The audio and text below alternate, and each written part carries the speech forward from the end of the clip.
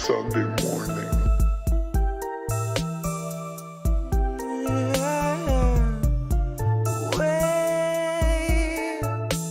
We're 40 Sunday mornings out from normal and the world is not the same. Said you waited for a warning, but the warning never came.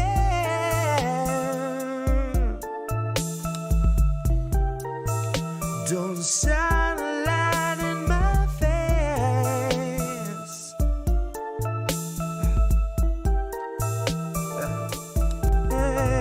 Nancy gonna cut you a check too late. 2 years after your funeral's paid, 2 years after the grave, she'll be a little stronger for all of the dollars she saved. Watching you wake, watching you cling to your family slipping away. Watch her do nothing but pray. Watch her condemn the Republicans, take them to brunch and then shrug it away. Now watch us be outraged half of a day, then pick a new hero to face our leaders and think they could beat them, playing the game they played since Pelosi had real human blood in her veins. They're all one and the same, sold off stocks and they all maintain that the risk was benign and the virus was tame. Flash forward and 40 Sunday mornings fade, 250,000 people in its wake and the cruise ship sailed today. So motherfucker, don't shine a light in my face. Wait. Good morning. Sunday morning. Good morning. Wait. Sunday morning.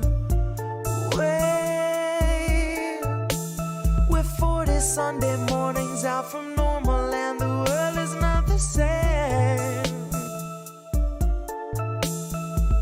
Said you waited for a warning, but the warning never came.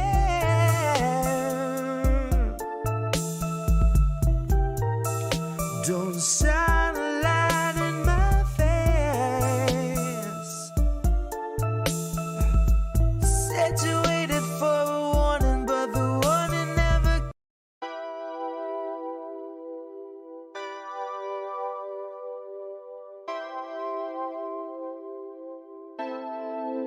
Turn on some music now. People still owe money. People still owe money. No.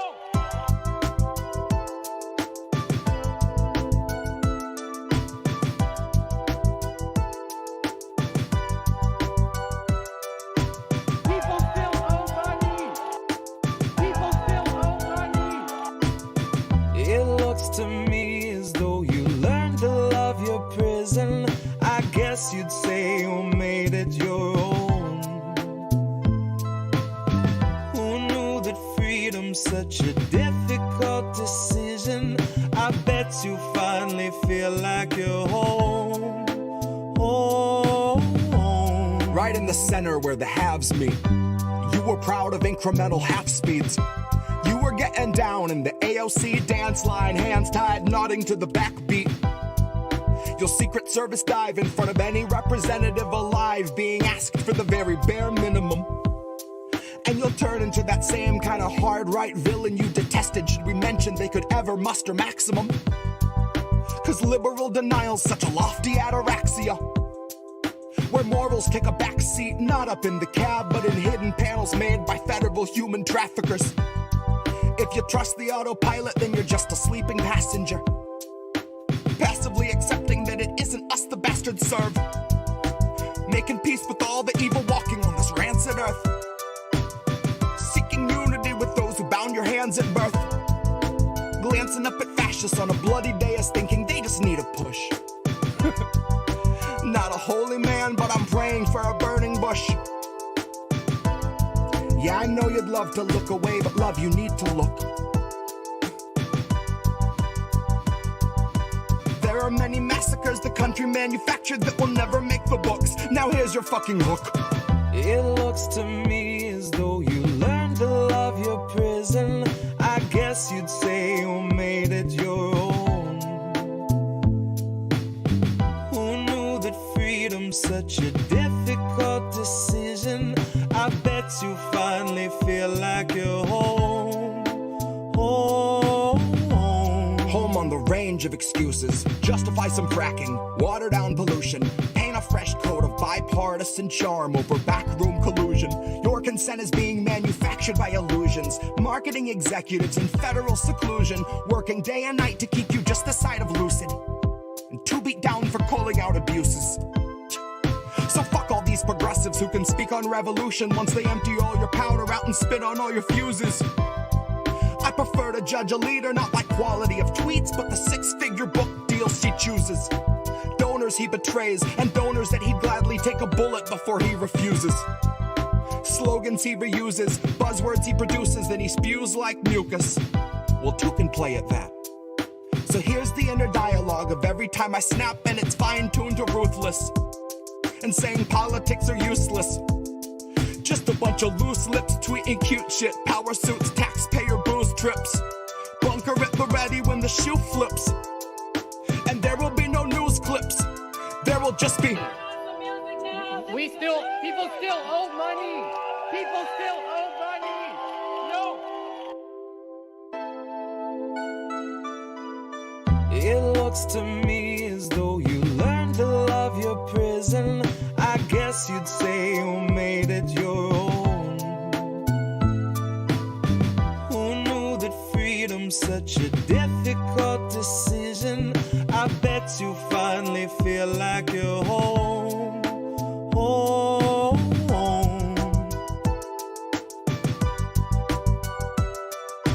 People still owe money.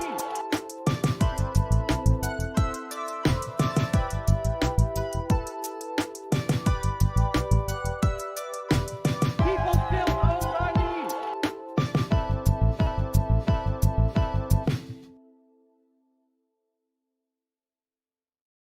Fate demanded I be singer of a new ballad about the candidate you wanted like a finger in your fruit salad, but were made to choke down. And never mind he didn't have supporters on the ground. Never mind a website that gave volunteers the runaround, and a platform, a policy that followed Biden's lead and didn't make a fucking sound. And then he takes the crown. Now that's ascension into power by immaculate election, cause no one really wanted it and no one should have trusted it. But don't you try to question it, cause Joe is not a fan of questions. But Joe is a fan of pointing fingers right in people's faces. Or if they're not in public spaces, Joe will try to poke a finger everywhere I won't mention.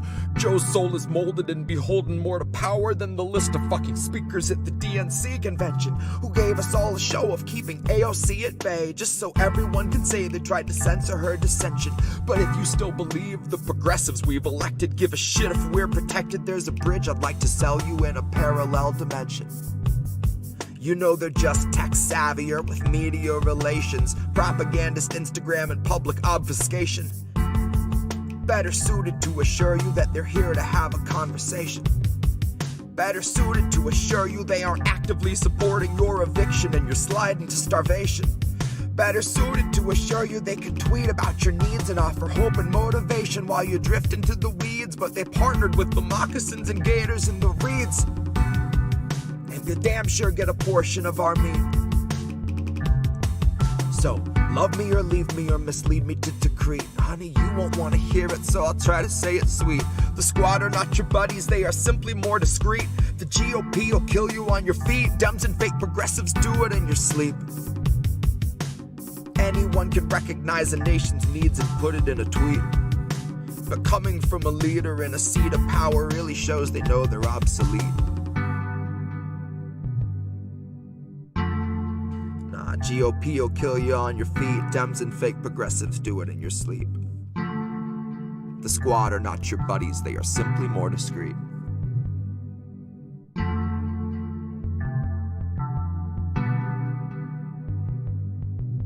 You won't want to hear it, so I'll try to say it sweet.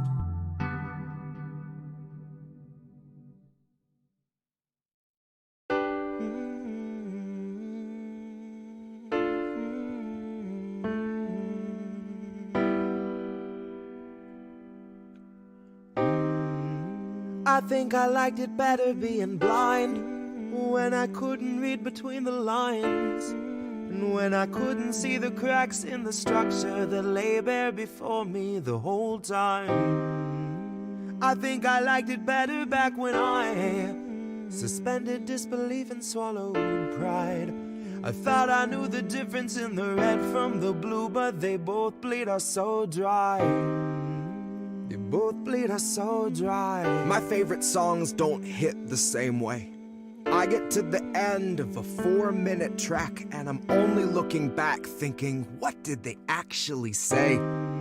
So I try to sit down with my wife and watch TV, but I just see propaganda elevating the police in the simplest of sitcom banter, and tiny little altars full of offerings to corporate masters in every well-planned wide pan shot of the name brand stocking up the pantry. Pull back one long tracking shot out to the garage to the logo on the Camry. Nice tight shot of the Camry. Close-up view of the Camry, slow pan up on the Camry, long slow zoom to the unmoving human who is up in the front with the tube pumping fumes to him straight from the back of the Camry. Ashamed he just could not provide for himself, let alone for his family. It's a blue pill mindset that spent 2020 making dance beats.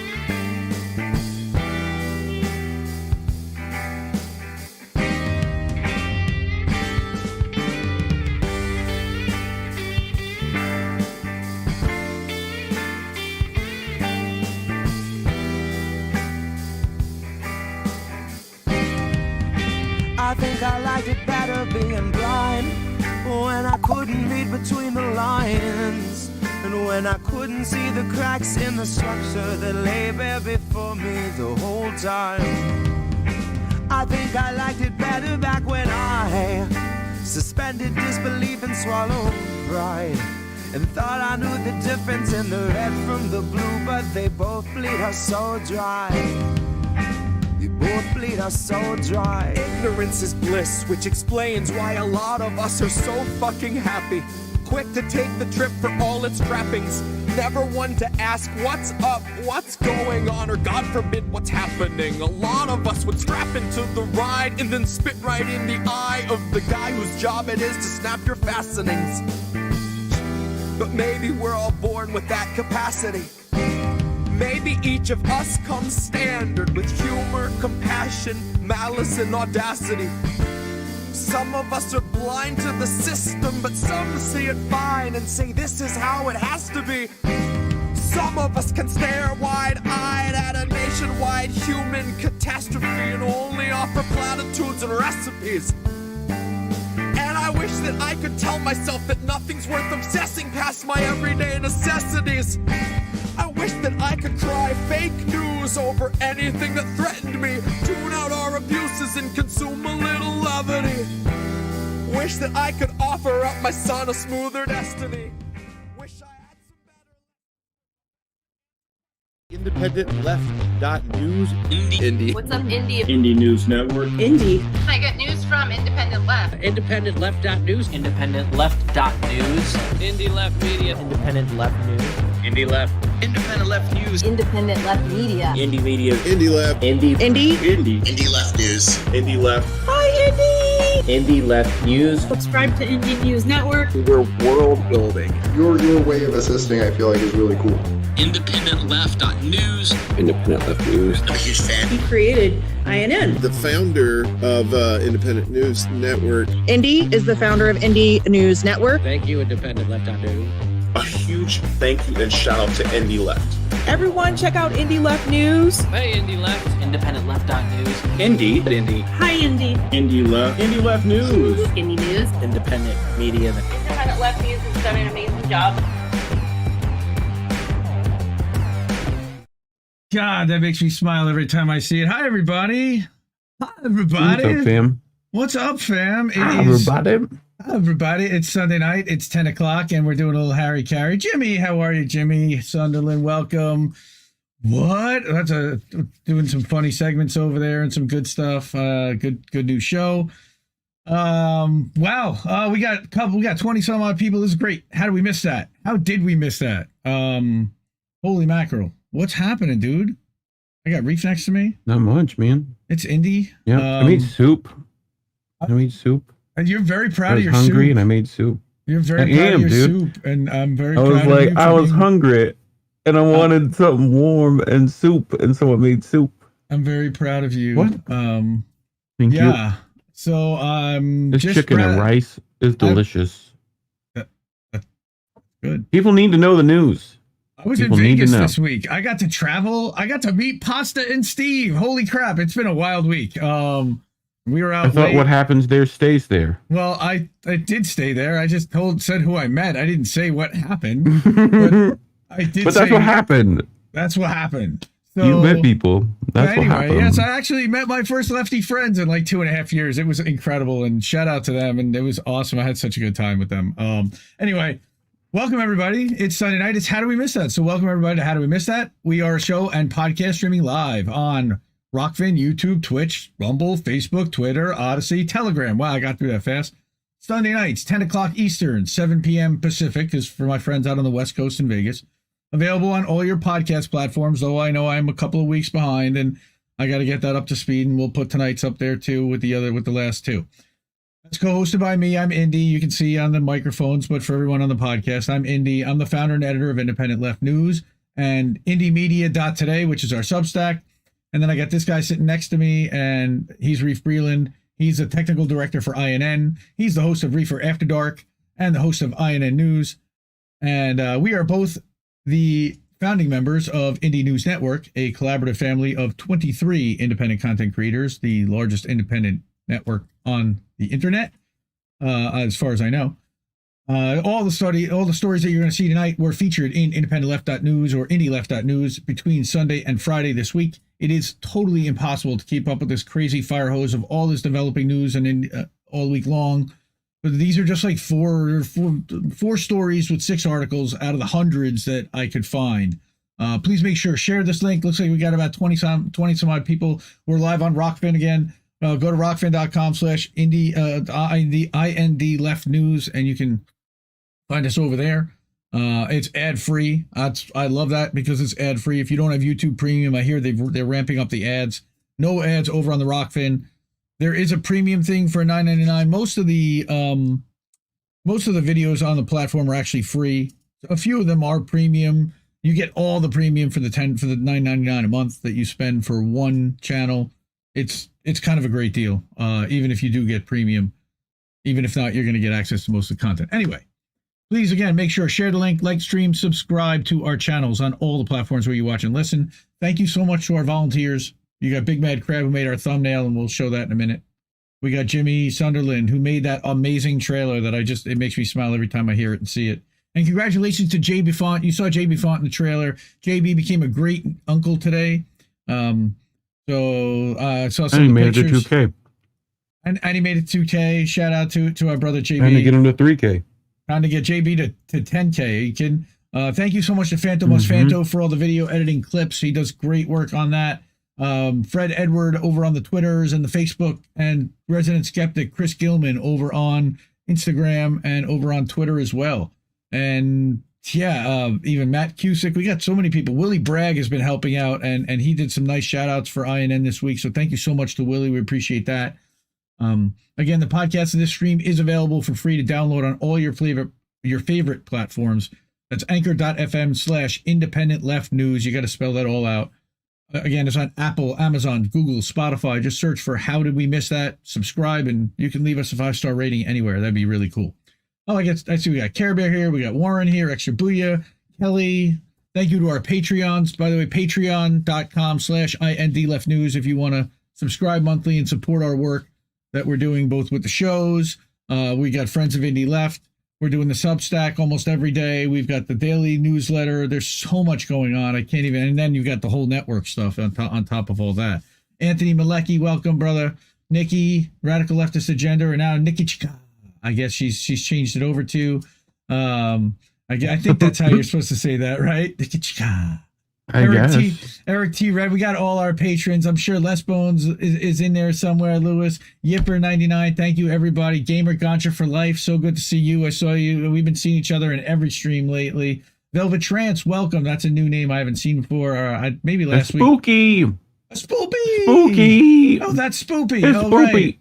Spoopy. Okay. And Rick Solis, how you doing, bro? Good to see you. I'm guessing Joe's going to be along sometime. Yeah, JB, 9 pounds, 11 ounces. That's a monster. I think that's Nachika. I think is how you do that. Anyway, go ahead. My son was 9 pounds, and he's got a monstrous-sized dome. So Baby let Jesus? me tell you. Yeah, Monster-sized dome? Okay. Baby something. So, yeah, okay. We're 8 minutes in. Let's get to actually some stories here. All right. Check it out. 9 pound, 10 ounce. Warren. See, I've got Warren chat. What's up, man?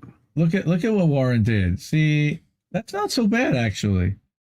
What do you think of nice? that? What do you think of that chat? That's a little different. Or maybe I did that last time. I don't remember. Anyway, we're sharing restream chats, so therefore, when Warren changes the chat, I have to change it back if I want to, and I forgot to. So we're all good. Anyway, so we got our thumbnail again that Big Mad Crab made. Shout out to Crab for that.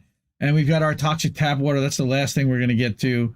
Rampant federal corruption. We got our activists that we're going to talk about first, and then the rail workers. So let's get into it. First story. Talking about the acquittal of activists. Now, I've asked a couple people, have you heard about what happened with the Smithfield activists and them being acquitted? And everyone I heard said no. Mm-hmm. So I'm like, well, that sounds like a story for how do we miss that? So the glove must have fit. Acquittal of activists who or didn't fit.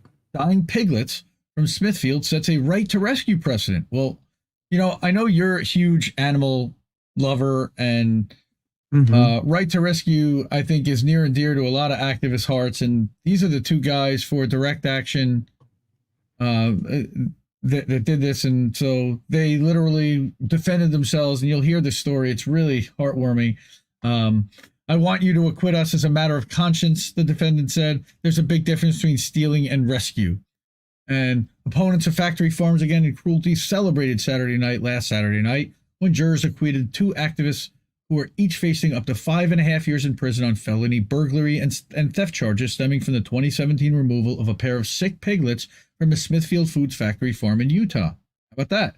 The not guilty verdict, a landmark decision establishing the legal right to rescue distressed animals in need of care, is the culmination of more than 5-year pursuit that multiple agencies, including the FBI and the Utah Attorney General's office. Okay.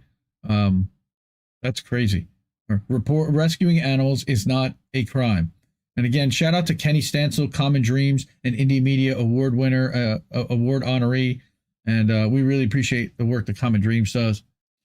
As Bolotnikova, I'm butchering her name, I'm sure.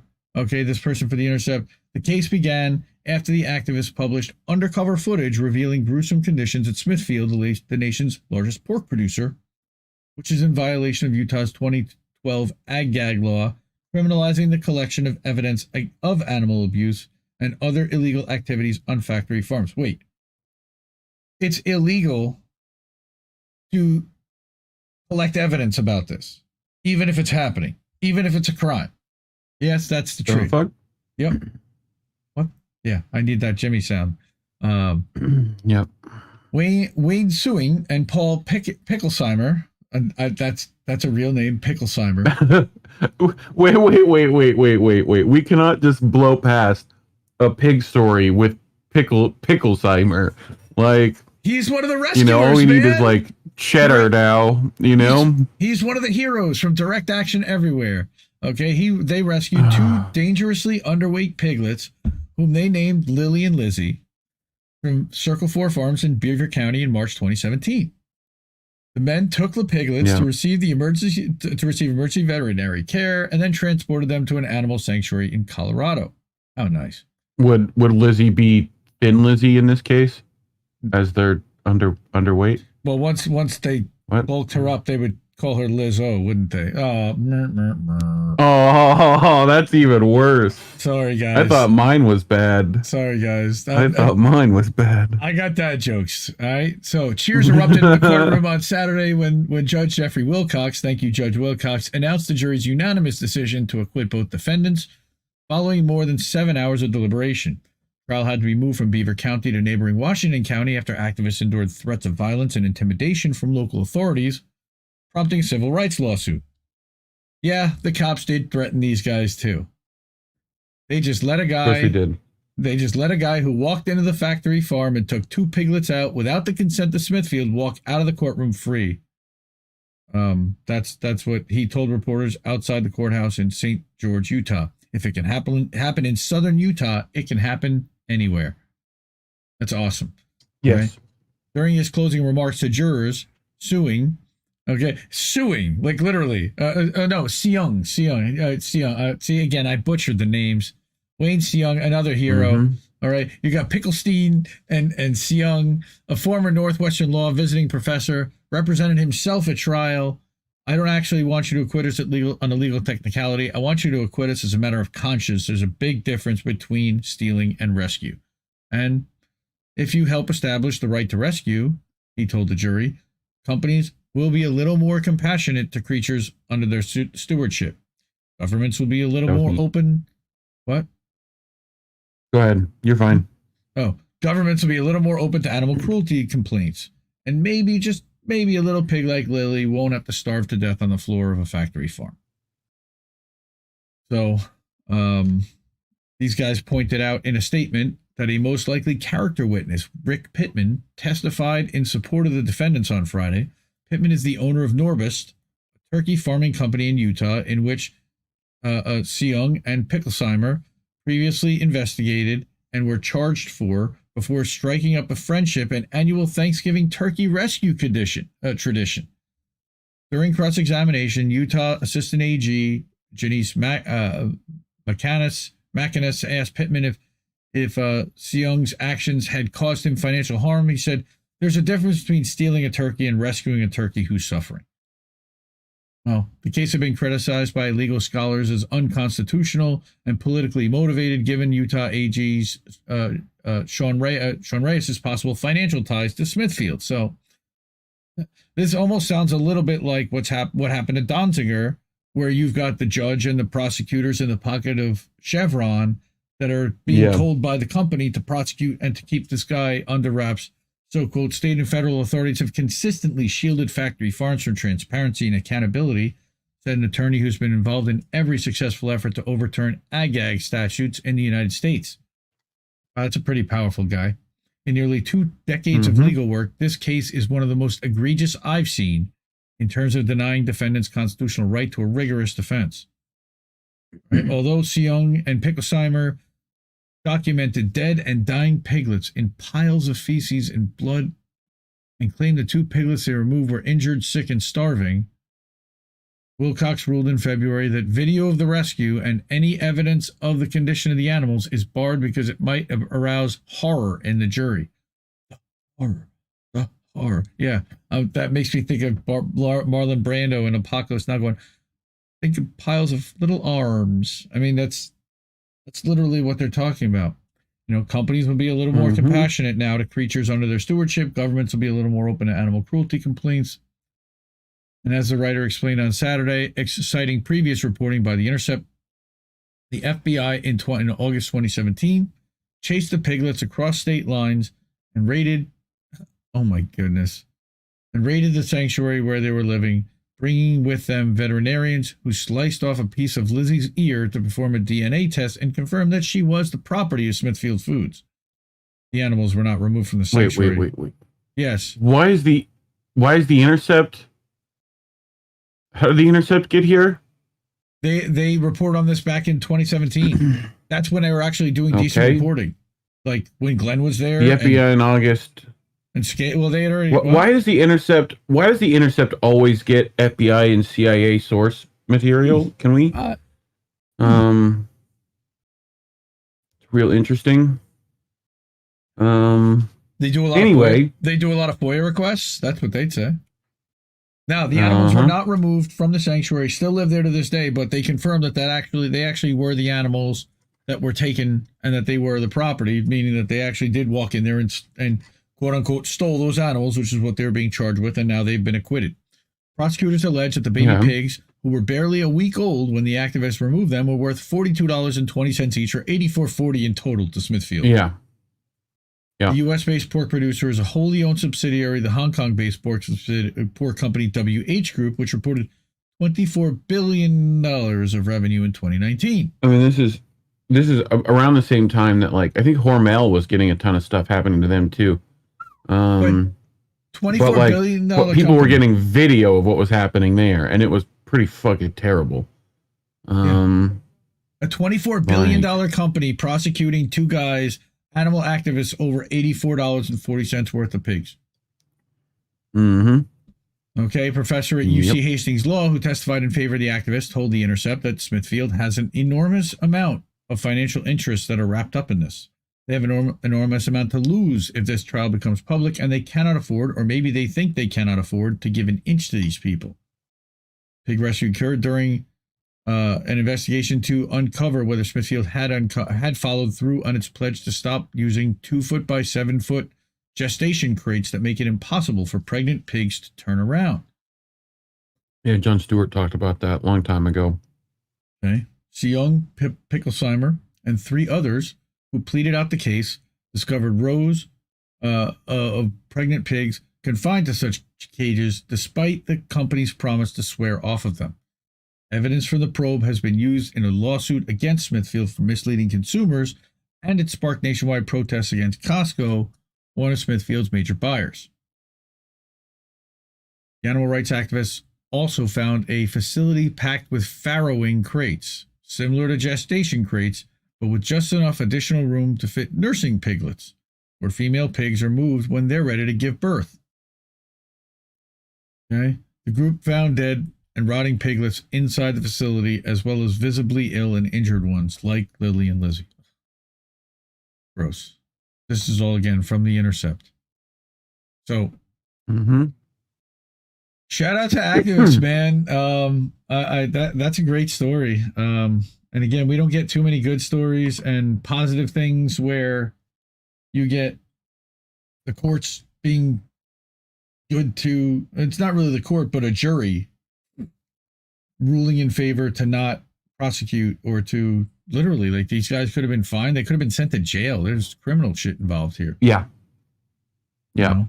So I do have another, this is going to be a longer story, and this is about housing advocates, and I started cutting this one, and it just kept going and going and going and going, and I'm like, wow, this is our vegetables we're going to have to eat tonight. So I'm telling you now, stick with us, because this is a good one. But this is really important, because this is how activists are making the right to housing a reality. Like, from waging nonviolence, and we like to certainly wage nonviolence, blocking the street outside the court in Brooklyn to extend the eviction moratorium. People still owe money. Shout out again. Still owe money. Shout out again to Jesse Jett. We played.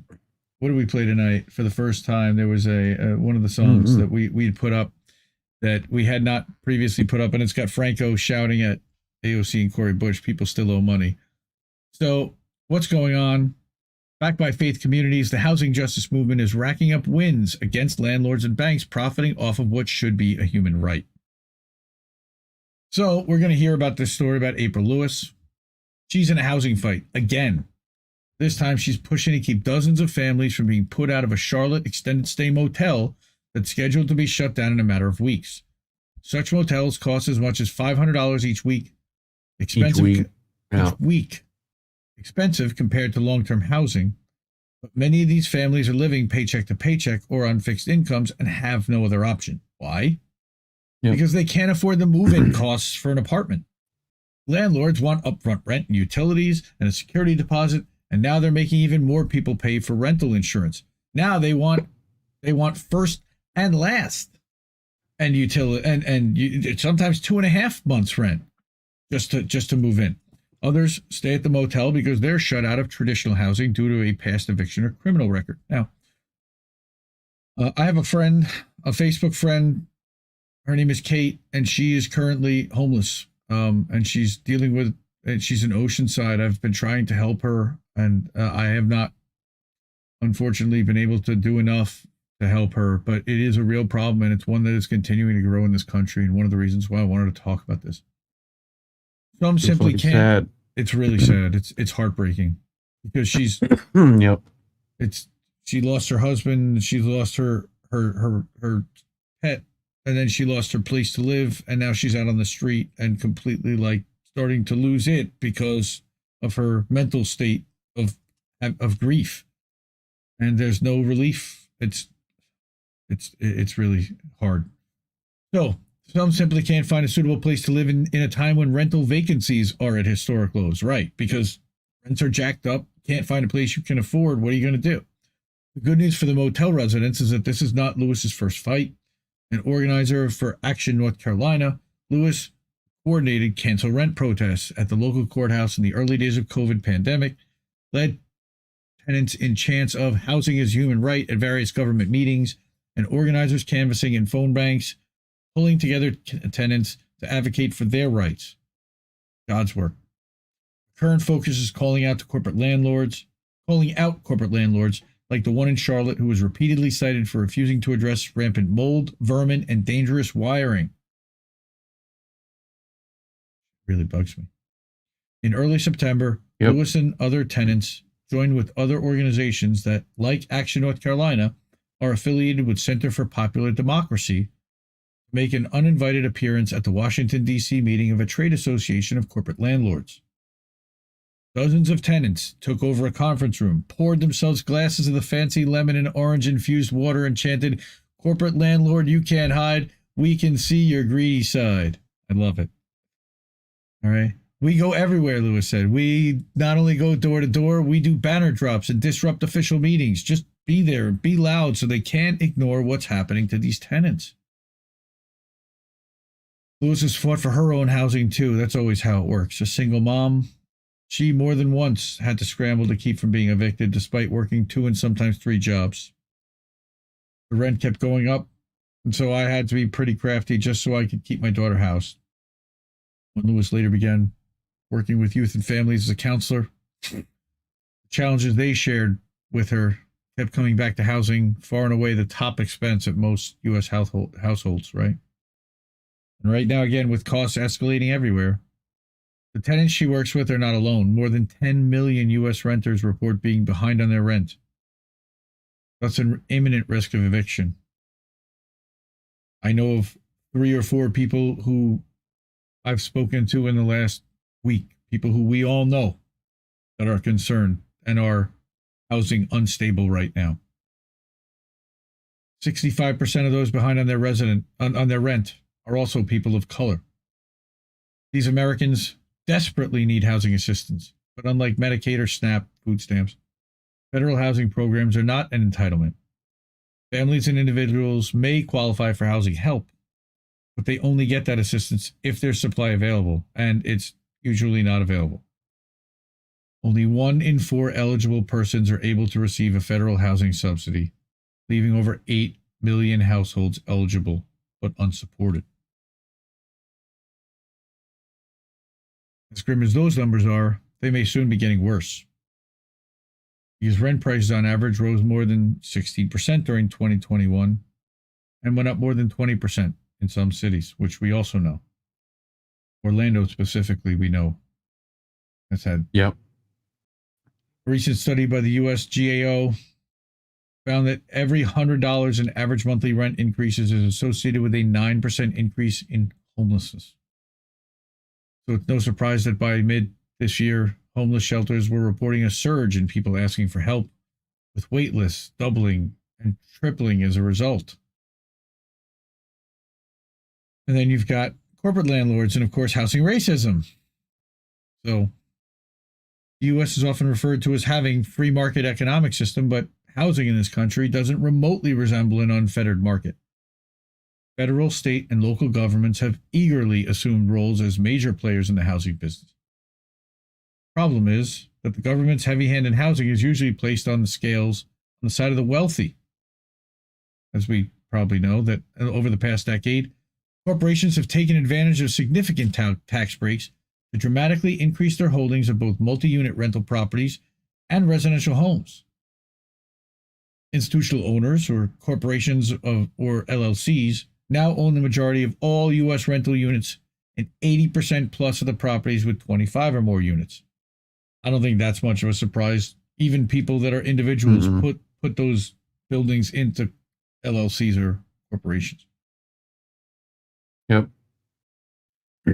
As Lewis and others familiar with U.S. rental homes can attest, this is a problem. Yes, I agree. Corporations are demonstrably more eager to evict and less responsive to maintenance needs than similar landlords. Tenants struggle with out-of-state landlords that leave mold unaddressed, broken appliances, windows unrepaired, trash not picked up, and even fail to pay water and other services. And too often they can blame people living there, like saying they don't keep their homes clean. Corporate landlords should be regulated like banks. Why not? Which banks aren't regulated now, but yeah, I feel you. So, U.S. housing dysfunction is grounded in the long legacy of racist housing practices. Of course, we're talking about during the early and mid 20th century, the federal government used home ownership subsidies to benefit whites and exclude blacks, while restrictive covenants prevented blacks from moving to the neighborhoods where mortgages were easier to obtain. That's redlining. With home ownership, the top means for accumulating wealth in the U.S., generations of housing and income discrimination has left black home ownership rates and wealth far below those of their white counterparts. Housing racism is the core reason why U.S. white households have on average 10x the wealth of black households. And the trends continue today. The current scourge of absentee corporate landlords and speculative purchasing of homes is disproportionately visited on black and brown communities, and it's a trend reminiscent of corporate purchases made in those same communities during the Great Recession of 07 to 09, when during the recession, black household wealth, much of it dependent on home values, fell nearly 50%.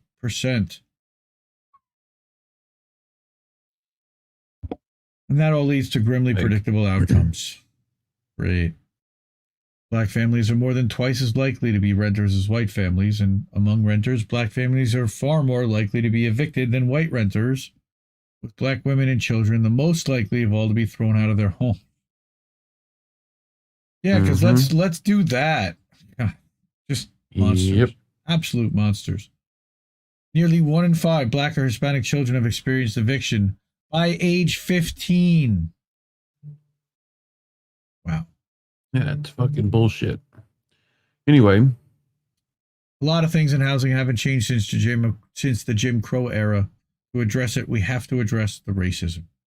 So, what are we doing about this? So the good thing is we've got people, activists like April Lewis, who have the public's attention. Polls show both a great deal of contemporary concern about housing. Well, because they mostly out of selfishness, because they don't want to see homeless people on the side of the road, but also out of compassion for wanting to see people get off the street and get into homes and be safe and have privacy and so many other things that go along, a shower and running water. Housing, commitment to remedying the problem, right? A 2021 survey showed that 2/3 of Americans growing in metropolitan areas are extremely or very concerned about homelessness and the high cost of housing, ranking it as their top priority. Quote, housing is the most critical component for a successful community. A lot of issues we're struggling with, like crime, are connected to people not being able to stay housed. Sure. At a more individual level, housing insecurity is associated with all manner of health crises, from asthma and heart disease to violence and suicide. If you are not secure in your housing, your mental health is in jeopardy. And actually, we talked about my friend Kate. You're always stressing. You're always at level 10 because you're fighting for housing. I can tell you myself that me sitting here in a comfortable position in my housing, my thought patterns are way better than when I was struggling to stay housed. I also want to mention, how sometimes folks like this, they get a storage locker because they don't have a place to keep their stuff. And then it's getting to and from the storage locker and being able to afford a cell phone and a storage locker so that you can at least afford to exist in this world. I mean, without ID and without, I mean, again, a lot of them don't even have enough for a storage locker and to put their stuff, a place for my stuff, as the legend George Carlin famously had talked about. Again, this is like I said, this is a little bit of vegetables, but we're gonna get through this, and we got not much more. But it should be no surprise that surveys show that 3/4 of Americans agree with the tenants' chance in Charlotte and around the nation. Safe, secure housing should be considered a human right. Again, this sounds like the Medicare for all argument. Everybody agrees, but somehow it's not happening.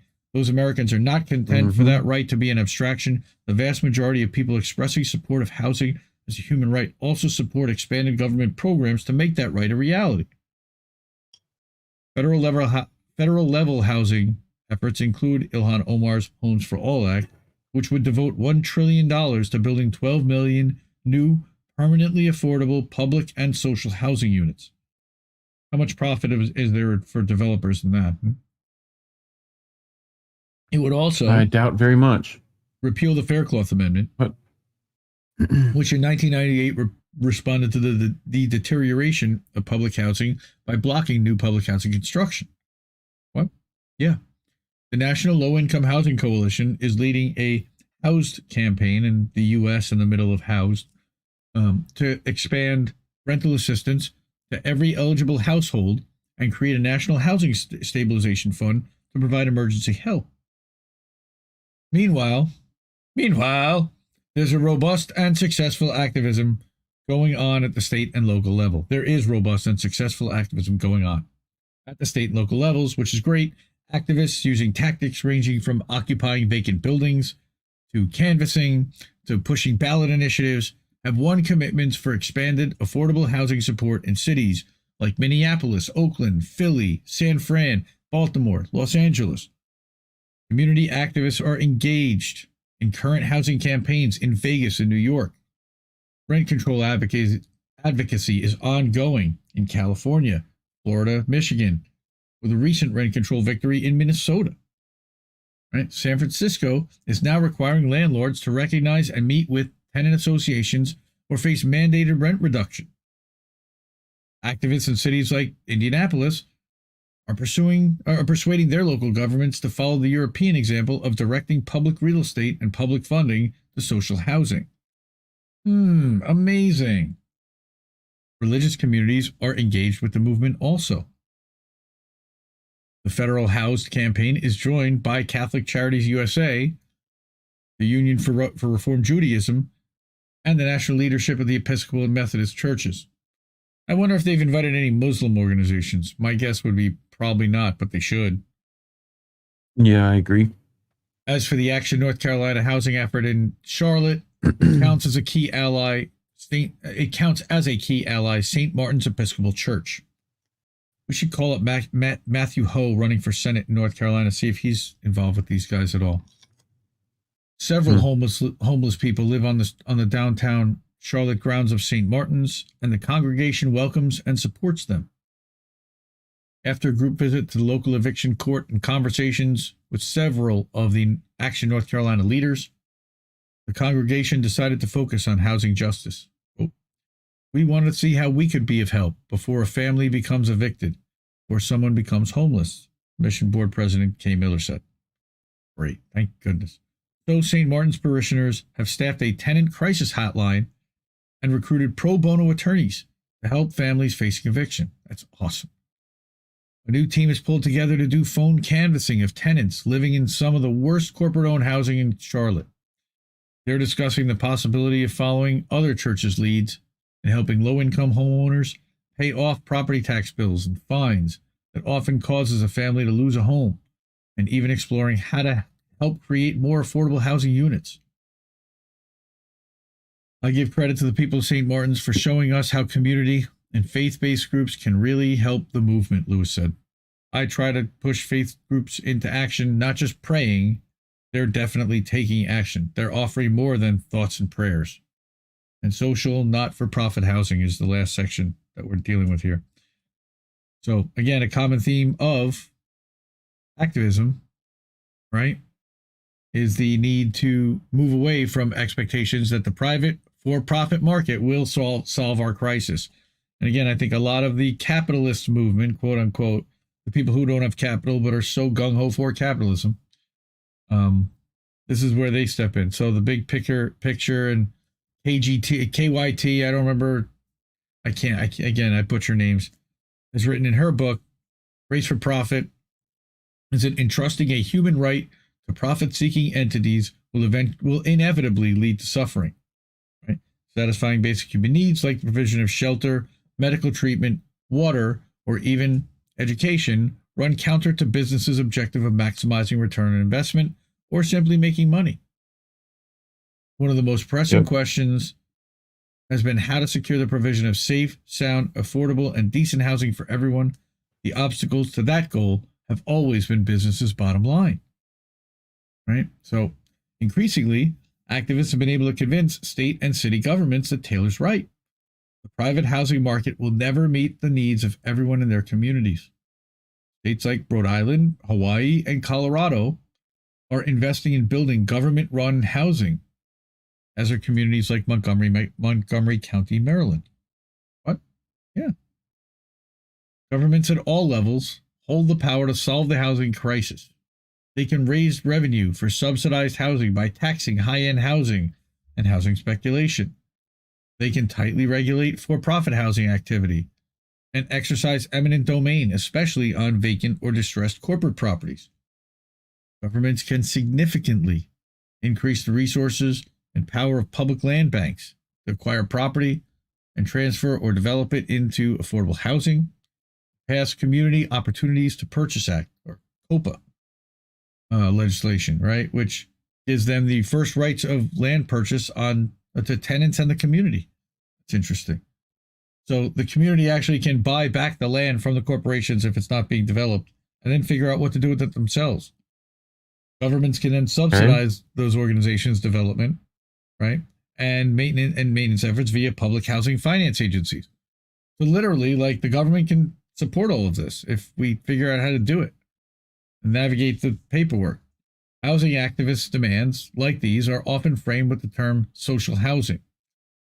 Social housing is publicly owned by either the government or nonprofit organizations that respond to democratic control by residents. It's decommodified, protected from the profiteering of the private market, and affordable for the life of the building or unit with no expiration date. Social housing sees housing as a human right, not as a commodity or wealth-building tool. Like public education, public safety, our justice system, and infrastructure like roads and sewers and water, social housing recognizes that a place to live is a good that is too important to be left dependent on whether a family has enough money to ensure a profit to a private landlord or bank. Wow, what a novel concept. April Lewis, she helped advise Center for Popular Democracy in its manifesto in support of social housing published in March of this year. In Minnesota and New York, activist pressure led to corporate-owned properties being converted to community ownership, while public dollars for affordable housing are being raised in San Francisco via taxes on high-end real estate. How interesting. COPA legislation is passed or is pending in multiple states and communities, including D.C. and Portland. Baltimore Community Advocacy successfully forced the creation of a housing trust fund, and North Dakota, Philly, and California now have public banks to fund social housing. We got to do something. One social housing approach enjoying significant current momentum is community land trusts, which have a legacy that traces back to Black-owned projects like the new communities that grew out of the Southern U.S. civil rights movement. In a community land trust, the nonprofit trust retains ownership of the land while the resident purchases the house on it. The purchase cost is lowered due to the discount for not buying the land, and the purchase is often supported with subsidies. In addition, for the reduced price and the subsidy, the resident's resale price is limited in order to make sure the home is permanently affordable. And there are now over 225 community land trusts in the United States, with local governments supporting them by acquiring land and buildings from private ownership and transferring title to the trusts to develop and manage. Why? The rationale behind all these campaigns is simple. Okay, so a housing organizer for the CPD says, we just need to prioritize renters the way we've been doing for landlords. If there's a will, there's definitely a way. Right? And again, an impressive history of housing activism supports her optimism. This is really cool because in nations like Finland and France and Singapore, they have far more affordable housing and far less homelessness than the United States. There are other models we can follow. The impressive social housing track record in those and other nations came about because of advocacy, including tenant and labor union campaigns in Sweden, grassroots organizing in Germany, for expropriating corporate landlord property, right? Activists occupying banks and homes in Spain, a broad socialist movement in Austria, Finland, Germany, South Africa, France, Netherlands, multiple countries. They created legal rights to housing and followed up the pronouncements with the programs to ensure their enforcement. How about that? Like, housing is a legal right is actually a legal right in some countries around the world. Did you know that? Yep. Mm-hmm. Okay. In Scotland, for example, which has enshrined a right to housing in its constitution and legislation, homelessness is brief, rare, and a non-recurring phenomenon. Okay? Even Glasgow. Even Glasgow. Glasgow. Right? The U.S. has its own record of successful housing activism. Rent strikes, community organizing led to rent control measures in 200 plus U.S. cities. Activism created the momentum for the Home Mortgage Disclosure Act in 1975, the Community Reinvestment Act in 1977, Dodd-Frank in 2010, right? St. Louis rent strike in 1969, first and still largest public housing rent strike, helped shape the Brooke Amendment of 1969. What's the Brooke Amendment? It capped public housing tenants' rent and increased federal subsidies for housing. Pretty important.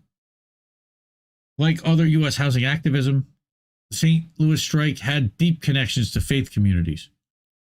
The strike was led in part by United Church of Christ minister Buck Jones and buttressed by broad support from the local religious congregations because they organize. They have the people. Mm-hmm.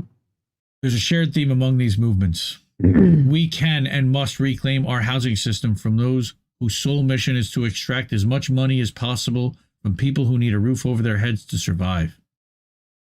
It's a theme April Lewis keeps in mind as she fights alongside her fellow tenants. Our activism is radical, not violent, she said. You know, the violence is what's happening to these tenants, 100%. The bills keep coming, and they're increasing, but of course we know wages are not. And then she repeated what tenants across the nation, in public meetings, corporate events, and street protesters are saying. At the end of the day, the rent is too damn high. Guy actually ran for mayor of New York City on that. And we are through our vegetables. Woohoo! Okay. So, housing does need to be a human right. We should make it illegal for hedge funds and private equity to buy up all the housing like they're doing. But then again, hedge funds and private equity have bought up our Congress and the corporations too. So I don't know how we're going to do that, but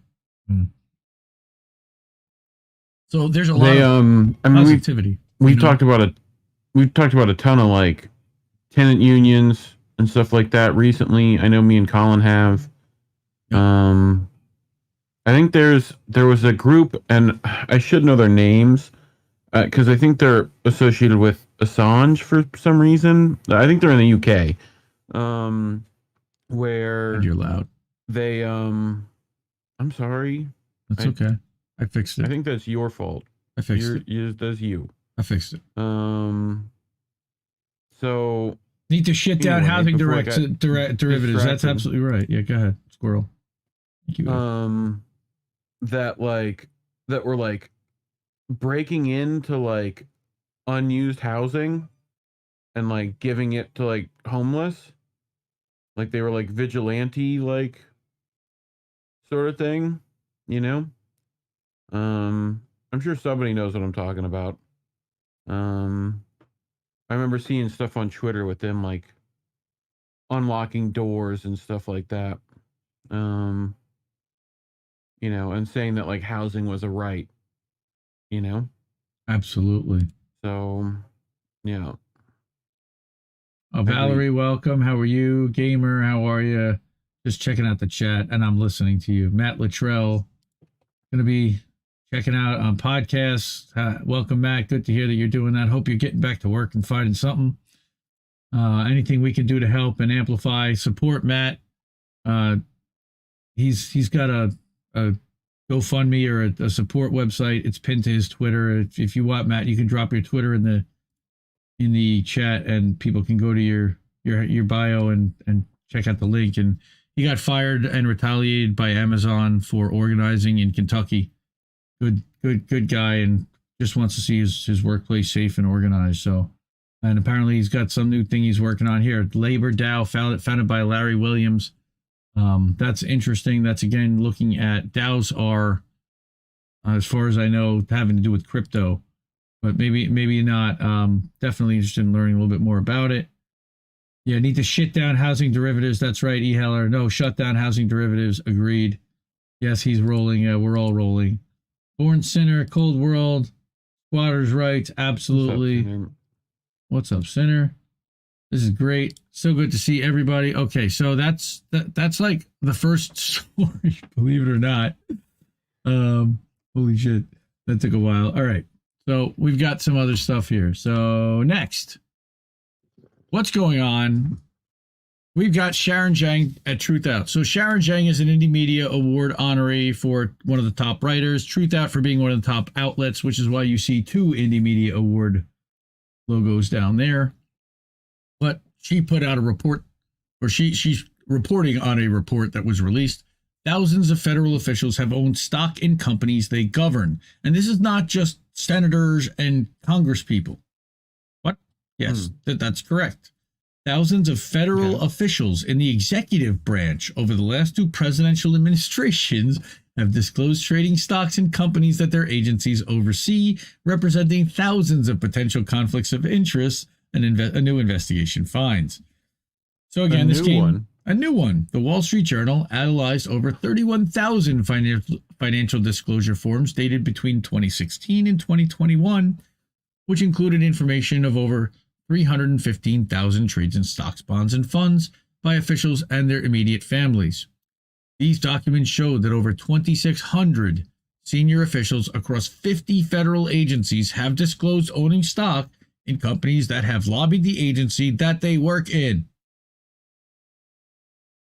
This represents more than 1 in 5 senior federal executive branch officials, the report found. Jeez. These trades represent many potential conflicts of interest and exploit conflicts of interest that agency officials seem to have simply swept aside and waived the rules for, the report says. Well, these stock holdings reveal that not only do officials have personal financial interest in companies they're responsible for regulating, but also that they may be trading stocks at seemingly opportune times. How surprising. Nearly 1 in 3 Environmental Protection Agency officials have reported owning investments in companies lobbying the agency, holding up to $2 million in shares in fossil fuel companies on average between 2016 and 2021. Donald Trump official Michael Molina, for example, is a senior advisor to the deputy EPA administrator, had owned oil and gas stocks that could have benefited from Trump's policies favoring fossil fuel companies. Could have, maybe. In another potential conflict of interest, FDA official Malcolm Bertoni owned a number of stocks in food and drug companies that he said the agency gave him permission to own, despite these companies being on the agency's no-buy list. What? Oh, fuck. Yeah. And defense secretary officials collectively own between $1.2 and $3.4 million in defense contractors or defense companies on average in the studied years. This is fine. The timing of these trades is suspect, potentially suggesting insider trading.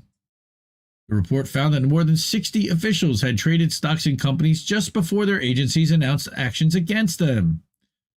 One DoD official, Greg Zacharias, had bought stock in Lockheed Martin 5 times just before the Pentagon awarded it a new $1 billion contract.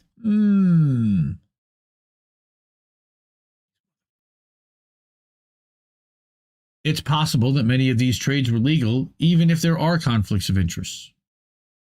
While officials aren't... Crazy. Yes. While officials aren't allowed to do work that could affect their personal finances, laws around trading are regularly unenforced, and the laws are often weak enough that officials can work around them. Many of these potentially conflicted trades clearly violate the spirit behind the law, which is to maintain the public's confidence in the integrity of the government, ethics lawyer told the Wall Street Journal. The report comes at a time when government officials' ability to trade stocks is already under scrutiny.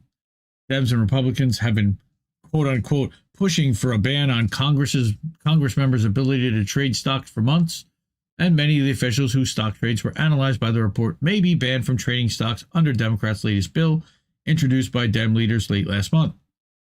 We know that's not going to happen. Ethics experts say high-level lawmakers and officials should indeed be banned from trading stocks, not only to prevent potential conflicts of interest, but also to restore public trust in government agencies and decision-making. But advocates for a stock ban say that the issue of banning executive and judiciary branch officials from trading stocks should be brought to a separate vote, rather than included in the same vote proposal for members of Congress, noting that Democratic leaders included a vast range of officials in their bill to include in order to garner opposition from Republicans and potentially doom its passage. Yeah, it's a poison pill. They intentionally lumped it and made it broad, so there's no way they get enough support to actually pass the thing. Thanks, Dems. Yep. The veneer of actually doing something. So that was a quickie. Not a terrible surprise. Rampant federal corruption happening across the board. Yay. Good to know. I wanted to ask, there was a thing put out by Gray Zone, I think. I think it was Clarenberg, I wanted to say, about UK like leak. Yes, there was a big leak in UK. They actually launched Gray Zone UK with that story. Yeah, shout out to Gray Zone. Congratulations on UK. We're Gray Zone, also Indie Media Award honoree. Kit Clarenberg, Indie Media Award honoree. So definitely check them all out. KitClarenberg.substack.com. Go to Gray Zone. It's grayzone.co.uk, I believe. Or if you go to grayzone.com, there's a link for the Gray Zone UK and check out his story on that for sure. More exposing corruption. And that was about the fact that they knew about blowing up the Crimea. They had plotted blowing up the Crimea bridge beforehand. Yeah. Okay. Beastmaster X, yo, welcome. Starting from the beginning. So you'll get to this and we're going to shout you out and say hi about an hour in. So thank you so much for joining the show. Kelly, I'm sure Congress will make all of this legal like they did an insider trading for themselves. Exactly. Okay. Again, Kroger Albertsons merger. Exactly. Skyrocketing food prices. 100% Ed. E. Heller. All right. So next story. Julia Conley. Again, Julia. Good morning, Julia. Sorry. Good morning, Julia. That's an inside thing. Full throttle. Common Dreams. Just gotta go full throttle. All right. So this is one story that I've been particularly interested in. Okay. Again, a Common Dreams India Media Award honoree. I can't say that enough. I created these things, and not just me, but a bunch of us decided to create these things because these are the best outlets out there, and we want to shout them out and let people know that they are the best of the best. So shout out to Julia and Common Dreams. They go full throttle. A huge deal. Major rail union rejects the White House brokered contract proposal. All right. What? Yes. I don't think it's much of a surprise, but what? Thank God for these guys. Uh-oh. Hey, you covered up my logo. All right. So maintenance workers voted against the tentative agreement reached last month and said without a fair contract, a work stoppage could begin as early as November 19th. Unfortunately, that is after the election, and that is exactly what the Biden administration was hoping to achieve. But it's still good to hear. a union representing railroad maintenance and construction workers on Monday, announced that its members have rejected the tentative agreement reached last month between unions and rail carriers, putting pressure on the carriers to offer a better deal to workers in order to avoid a nationwide strike in the coming weeks. Woohoo! Let's do this. Right? The result of this vote indicates that there's a lot of work to do to establish goodwill and improve the morale that has been broken by the railroad executives and Wall Street hedge fund managers. They're reporting a turnout of almost 12,000 members. The BMWED, the Brotherhood of Maintenance of Way Employees Division, all right, BMWED, said that about a little bit more than half had voted against ratifying the agreement, and 5,100 had supported the deal, which was brokered last month with the help of the Biden administration's Presidential Emergency Board. 99 ballots were returned blank or were voided due to user errors. Right, so the tentative agreement last month would include one additional paid day off and permit workers to take unpaid days to receive medical care without being penalized by carriers' strict attendance policies.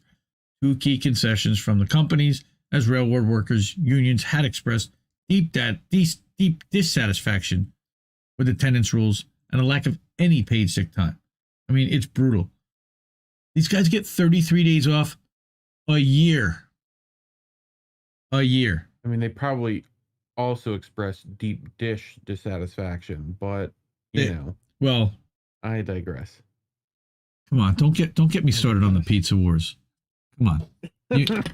Are we talking about tomato soup wars? Are we talking about tomato soup discredit? Yeah, it's a bread bowl, bro. Bread bowls are delicious. Bread bowls are delicious, but they're not pizza. It's got sausage. All right. Cheese on the bottom.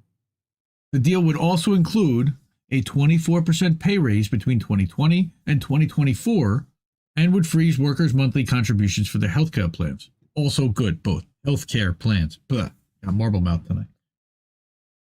After the tentative agreement was reached on September 15th, the railroad sector's unions agreed to not strike as workers across the industry voted on the deal. Well, now they have. Now, said the BMWED, the nation's third largest rail workers union and a division of the Teamsters, on Monday, a work stoppage could begin as early as November 19th, depending on the upcoming votes by other unions. Now, our friend and Labor Notes journalist Jonah Furman called the BMWED vote a huge deal, as a strike by the union's members would shut down the national rail freight system by itself. The last nationwide railway shutdown took place in 1992 when a single union voted against a contract agreement and went on strike. Monday's agreement could potentially sway the members of the Brotherhood of Locomotive Engineers and Trainmen, the BLET, right? Which is also a Teamsters affiliate. BLET. Yeah, that's the sound that Reef just made, coughing. And the sheet, metal, air, rail, and transportation workers, also transportation division, the SMART TD. There are also two rail unions which have been negotiating a fair contract with carriers for several years and which will vote on the tentative deal within the coming weeks. This thing ain't over yet, tweeted Jack Gerard, and he's a rail worker. BMWED's rejection will probably embolden SMART and BLET members who were on the fence. BMWED rejection will probably embolden SMART and BLET. That's a weird sentence. That is a little weird, but thank goodness for our unionized workers. Support Not as unions. much as who was it? Pickle Swizzle? Right? Who was it? Pickle Swine. I can't remember now. Officer Picklestein. Pickle Sinkle. He's a hero, man. He's a hero. I don't want to make fun of him, but Tony Cardwell, who's president of the BMWED, said in the statement that the vote signifies that despite U.S. President Joe Biden's positive outlook following the tentative agreement, which earned the White House praise from the corporate media last month for helping the country avoid a strike and a major disruption to the economy, and also potentially to the 2022 midterms, rail workers continue to be discouraged and upset with working conditions and compensation and hold their employer in low regard. Again, they did not get a good deal. Joe Biden didn't get them a good deal. Joe Biden used this whole thing as a stunt. He put his arm around them and then said, we got him a good deal, even though they didn't think it was a good deal. but the rest of the country says so. So now when they go on strike, it's, well, we got them a good deal. What do you mean? What's your problem? Pieces of shit. Can't stand these bastards. Rail carriers, as Common Dreams reported last month, have seen their profits soar in recent years as workers have labored without a contract, earning stagnant wages. We all know that. Railroaders do not feel valued. The result of this vote indicates that there's a lot of work to do to establish goodwill and improve the morale that has been broken by the railroads, executives, and Wall Street hedge fund managers. We said that earlier. Membership voted in record numbers on this tentative agreement, exhibiting that they're paying close attention and are engaged in this process. Union members are concerned with the direction of their employees and the mismanagement and greed, their employers and mismanagement and greed in which they've consistently implemented, and are united in their resolve to improve their working conditions across the entire Class 1 rail network. Good. Because these are the people that make our stuff go. They can shut it down. But what's going to happen, well, our concern is that they'll use the cops to actually go to these people's houses and make them go to work. With the union rejecting the agreement, the BMW had entered a status quo period Monday, with negotiators returning to the bargaining table with freight carriers. That status quo period will extend to 5 days after Congress reconvenes, which is currently set for November 14th, which is why you've got the November 19th start date for the strike. Okay, that if an agreement is not reached by then, workers could resort to self-help or a strike on November 19th at the earliest.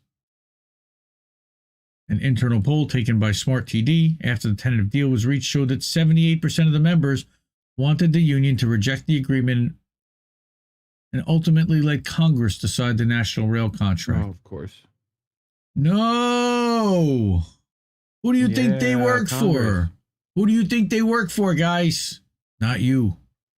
The vote announced Monday shows that BMW members are fed up with the carrier's abusive work practices and are ready to demand more. Yeah, except letting Congress decide what you're going to get is not demanding more. Withholding your labor is demanding more.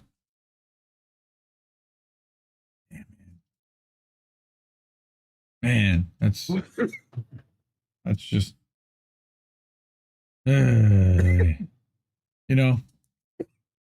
solidarity with the rail workers. Again, all the people that are making the decisions about these people's lives are sleeping in comfy beds and having their weekends free and taking nice, comfortable vacations. And they are not experiencing what these rail workers are. And if they had to live 1 month the way these guys did, they would change the complete laws. That's what really drives me crazy.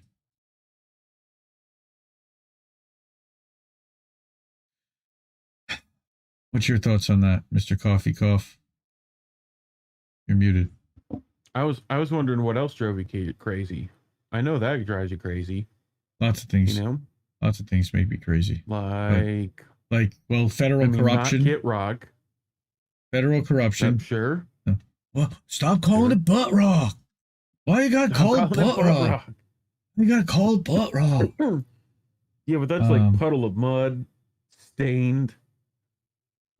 Puddle of mud. I'm talking stained. Puddle of mud. What is Andrew Roqueford's Twitter? That's a good question. He's got two of them. He's got the Roqueford Files, and he's got another one. I gotta look it up. I was messaging with him earlier. We'll follow the Roqueford Files. So we got one more story tonight, and again, it's about our water. God. Well, it's about right on time. It's a little after 11, so we're about an hour in. Sure. We got one more story to go, so let's do this. That's more than 4. Colin saying, honestly, they should strike sooner than that. I agree. But legally, I think that they would probably be able to be arrested for breaking whatever protocol. They've got to follow their own rules. I mean, it's so stupid, the whole thing. Who's telling Kit? You're telling Kit what? Oh, dude, Colin, you're selling us out? Bro, come on. Let's sell us out. I told him I'd rather. Oh, there you go. Nug Life Comrade. That's right. Kit. You know, the car from Night Rider. Yeah, that's about right. At Nug Life Comrade with 2 G's. Nice. Shout out to Andrew. Go follow him. He did a great job at the Assange protest out of Denver last week. Okay, so we got last story, or last set of stories. There's actually there's a two-parter also. It's a quick two-parter. Erin Brockovich. You probably can't even see that now that I'm looking at it. It looks a little small, but Erin Brockovich and Suzanne Boothby, the Brockovich Report. So, Erin, why are we still adding fluoride to the water? So, that's a good question. I don't know. I didn't even realize that. I think we still were, but apparently we are. Yeah. So, teeth, right? There you go. Look up. Mm-hmm. Those are some shiny pearly whites. Woo! So, again, Suzanne writes this, and I think she ghostwrites it for Erin because Erin's got an amazing voice and she agrees with what she sees here. Let's face it, water fluoridation is nothing to smile about. She doesn't talk about fluoride as often as other water issues here because, frankly, there are bigger fish to fry when it comes to toxic substances polluting our water, and we're going to get to more of that in a minute. But a little story over the weekend caught my eye, and I thought now would be a good time to review my position on the matter. Did you catch the headline? No. How an employee quietly lowered fluoride water in the water for years. What? Yeah, the opening line of this AP story reads, residents of a small community in Vermont were blindsided last month by news that one official in their water department quietly lowered fluoride levels nearly 4 years ago, giving rise to worries about their children's dental health and transparent government, and highlighting the enduring misinformation around water fluoridation. First of all, I applaud this water operator. His name is Kendall Chamberlain, and he is Richmond, Vermont's water and wastewater superintendent. He told the Water and Sewer Commission in his town that he reduced the fluoride level because of his concerns about changes to its sourcing and the recommended levels. My duty is to take reasonable care and judgment for the protection of public health, safety, and the environment of my customers, he said, adding that to err on the side of caution is not a bad position to be in. Yes, that's how water operators should be looking at their job, as protectors of public health. Yes. Why would they not be? So she says, again, let me be clear about my position on fluoride. For years, I've said that I don't believe a public drinking water system should be used to distribute any substance for the purpose of achieving a medical result. It's just wrong. How could we possibly control the dose for every American and get it right? I'm opposed to the continued policy and practice of drinking water fluoridation. I believe this harmful practice must be ended immediately. Public drinking water is a basic human right, and its systematic use as a dispensary of a substance for medical purposes is deplorable. Interesting word to use. Yep. If we really wanted to dose our water with vitamins, why not add vitamin C or D? To say that we're adding fluoride to the water as a public health intervention is just wild. You can watch me and Bob. I know I'm supposed to be more mature than this. Yes. But that fucking name sounds like it would go great on like particular websites. You know? Maybe. Bob Like Balcock, I guess. I was gonna go Bocock, but yep. Well, you could go with that one too. That's like what Joe Rogan has. Joe Rogan has one of those. Okay. That's her go-to partner in water investigation, so he's pretty powerful and important. Talking about this issue at a town hall meeting in Florida back in 2018. Bob is a water treatment professional, and he's been a licensed California grade 5 water treatment operator since 1985, so he clearly knows what he's talking about. In the video, Bob makes a great point. Why do we work so hard to clean the water just to add something to it? It doesn't make sense. I support drinking water utility professionals who question this practice and work to make their communities safe. We must continue to look at this practice and ask why, after years and years and years of dental advancements, are we still relying on an artificial form of fluoride to help fight tooth decay. Want to find out if your water has fluoride in it? The best way to find the fluoride level of your local public water system is to contact your water utility provider. The US EPA requires that all community water systems provide each customer with an annual report on water quality, including the fluoride content. If you live in one of the states that participate in CDC's My Water Fluoride program, you can find information on the fluoridation fluoridation status of your water system online at My Water's Fluoride. What do you think? Fluoridation just sounds like what if you wanted to turn everyone into like Florida Man, you'd have to do that to the water. You know, they literally sound Florida fluoridation.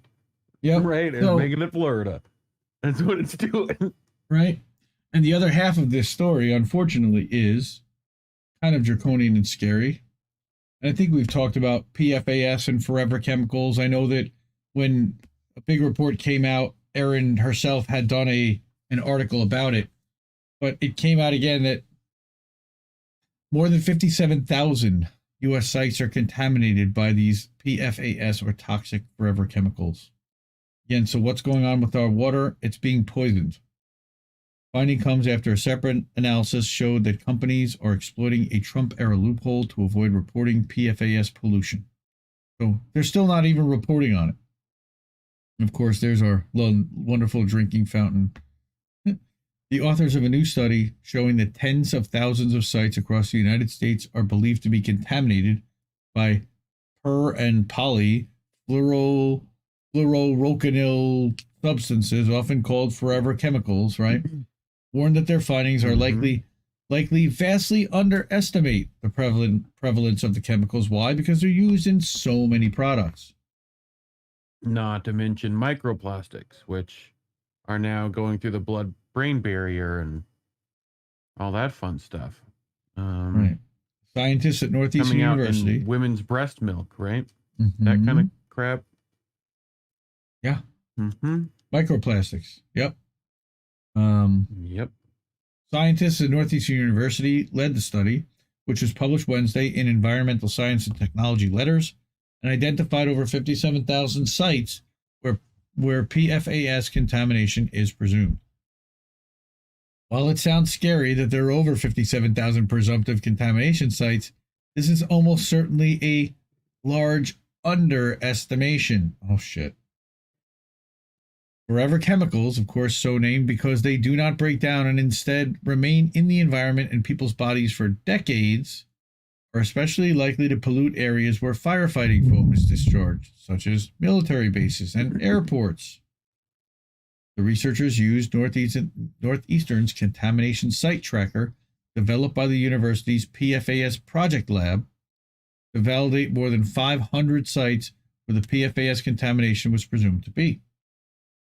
They also developed a presumptive contamination model to determine other sites where forever chemical pollution was very highly likely. That makes sense, right? More than a quarter of the sites not included by the Project Lab's tracker were places that are not typically associated with PFAS, including restaurants, car washes, textile cleaners. In addition to substances used at industrial sites, PFAS are often found in household items. Great. Out of the 503 known contamination sites, reads the study, 176, again, 35% were observed in the map, and another 37% were expected by the presumptive model, but were not mapped due to data limitations, which again brings the total validation accuracy 72%, which is really scary. Okay, the researchers' model identified almost 50,000 industrial facilities. Almost 10% of those are wastewater treatment plants. That's bad. 3,500 current or former military sites, and over 500 major airports as places where contamination is likely. PFAS exposure has been linked to several cancers, thyroid disease, and other health problems, of course. Again, it's a large estimation. The scope of PFAS contamination is immense, and communities impacted by this contamination deserve swift regulatory action that stops ongoing and future uses of PFAS while cleaning up already existing contamination. That would be good. The study follows recent reports, again, showing that the EPA is likely underestimating the amount of PFAS contamination in U.S. drinking water, that so-called non-toxic products for children contain the substances, and that shelves at dollar stores are packed with items containing forever chemicals. As these chemicals are found to be harmful at lower and lower levels, it's critically important to identify sources of potential contamination and take steps to protect downstream communities who may be unwittingly exposed. And that's a PhD at the Environmental Working Group. And so this woman, the group's vice president of media relations, noted that there are few federal limits on industrial discharges of these forever chemicals. Because why would there be, right? Yeah.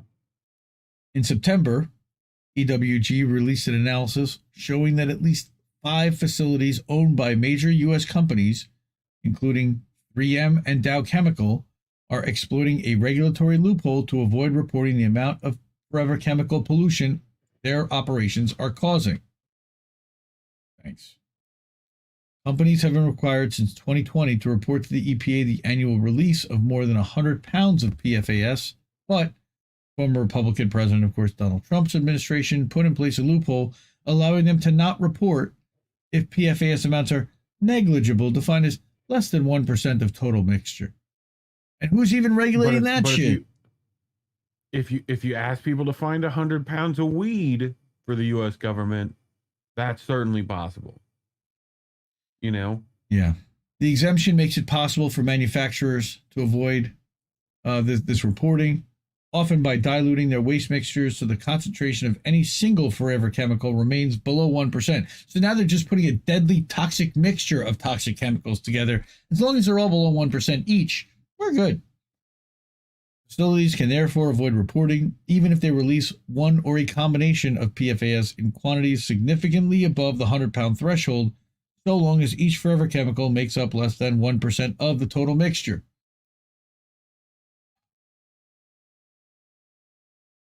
The loophole could be contributing to the government's underestimation of the amount of PFAS contamination in the environment. Could be. Yeah, thanks. Maybe. A lady. Federal regulations limiting discharges into the air and water are urgently needed to turn off the tap at the source. Okay. The EPA should move swiftly to set regulations for the industries most likely to be dumping forever chemicals into the environment. State regulators should also act quickly to incorporate limits on the amount of forever chemicals that can be released into existing permits. Yes. I can't believe we even have to say this. Oh, man. Okay. So that was a little frustrating. We had some good activism stories, and we only had one labor story, which was at Reese request this week because we've been basically all labor all the time. God, I love them. Yeah, but it definitely has been. So, you know. Yeah. We're good. See, yeah. Hour 20. That was good on the stories. Yep. Reefer is a 12-year-old boy. Oh, come on, man. That ain't cool, Colin.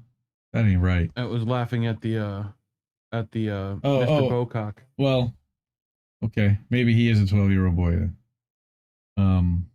Yeah, a mannish boy, but yes. Yes, Crab, I don't want Florida in my water either, for sure. 100%. That's great. Oh. that's like Florida man's stuff, like origin story. Keep Florida out of our water. Radioactive fluoride in the water. Okay. We got Florida man. Warren, somehow I don't think that this is true, but I'm going to have to verify. Kit is short for Gertrude? Makes sense. I thought that was Gert. I said Kithaniel. That's what it's short for. Kitty. oh, well, yep. Yes. Kithany. No, it's Kithany. No, Kit is short for Kithany. Kitty. That's what Kit's short for. You know what that story does remind me of? Oh boy. You watch King of the Hill, right? You watch King of the Hill. Naples? What? Who's the Florida, Naples. Yes? Huh? Yep. No, not place. Oh right. Yes, King of the Hill. The Hill family, yes. Hank. Bobby? Yeah, who's Bobby? the conspiracy, what is it? The not Giggity? Not Boomhauer, but the other one. Giggity. No, that's Family Guy. Oh. Am I the wrong? Quagmire off Family Guy. Oh, yes, King of the Hill. Oh, okay. Go back. Dale Gribble? Dale Gribble. The Gribble Report. Dale Gribble. Yeah. By the They're way, putting fluoride in the water. By the way, there is a hilarious Twitter follow at the Gribble Report. That literally has Dale Gribble. Pretty good. Dale Gribble as its pick. Dale Gribble. Oh no, Joe. Joe, we're not freeing the nipple tonight. Nace Garden is already in bed. Not freeing the nipple. Yeah. What? Calm. Yeah, conspiracy guy. Dale Gribble. There we go. To join. Oh. What? Yeah, we don't talk nipples here. Wrong channel. Well, we may talk nipples now because it's time to get the boats. And I watch mindless shit. Boats that smash into other boats. All right. It's reef o'clock. Reef o'clock. I'm stealing Oz's song. Yes, it's no longer Oz o'clock. It's reef o'clock. Boats, you say, huh? You say boats? Do we smash into other boats? We do. We do, in fact. This is nice. Do you know where this is? You should be able to tell where this is. Is this the Hudson? I'm guessing it's the Hudson River. That's like that's a banana hammock, I think. Isn't that what those are called? Is it a banana boat? Hey. Oh! What the fuck? Okay. I don't know. I don't recognize the language there. No, I don't. But like.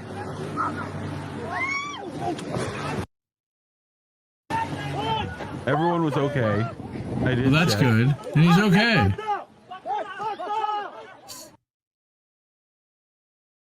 I like it. The banana boat's not. Well, that's too bad for Banana Boat. Sorry. Yeah. So, Moo. Good news. Oh God. Good news. Really? A new spermicidal lubricant, just what we needed, because we didn't have enough of those. Personal lubricant made from cow mucus, protects against HIV. Oh. I don't even want to scroll down to learn. I just want that to be the thing. Yeah. Also, did you hear this? I actually did. I heard this on the news. 1 billion crabs they lost. Yes. Thank you, Big Bad Crab. Mm-hmm.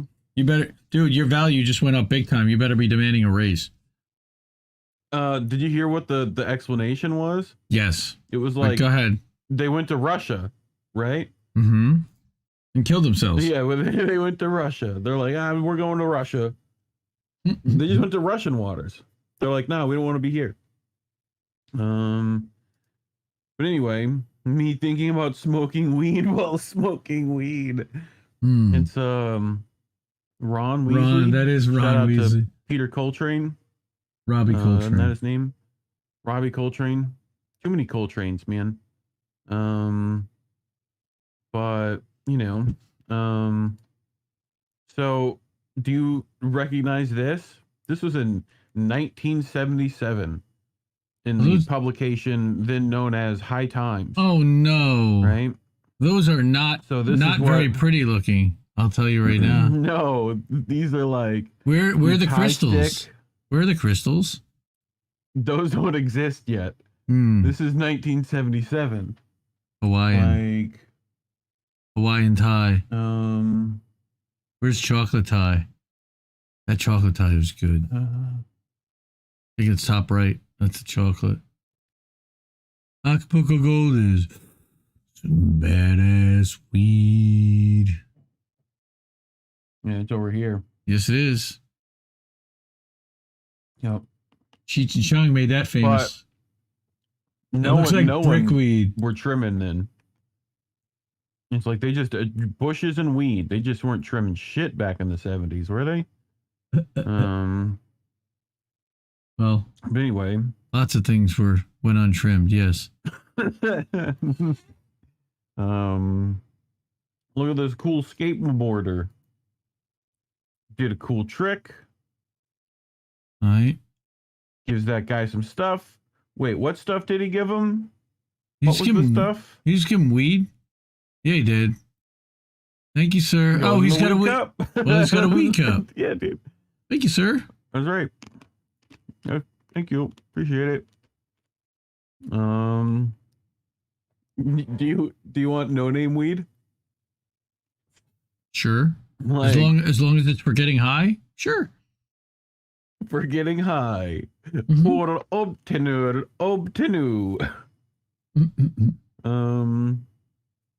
What is no name from again? I want to say Costco, but I don't think it is. No. I forget where. I don't know. I don't know that brand.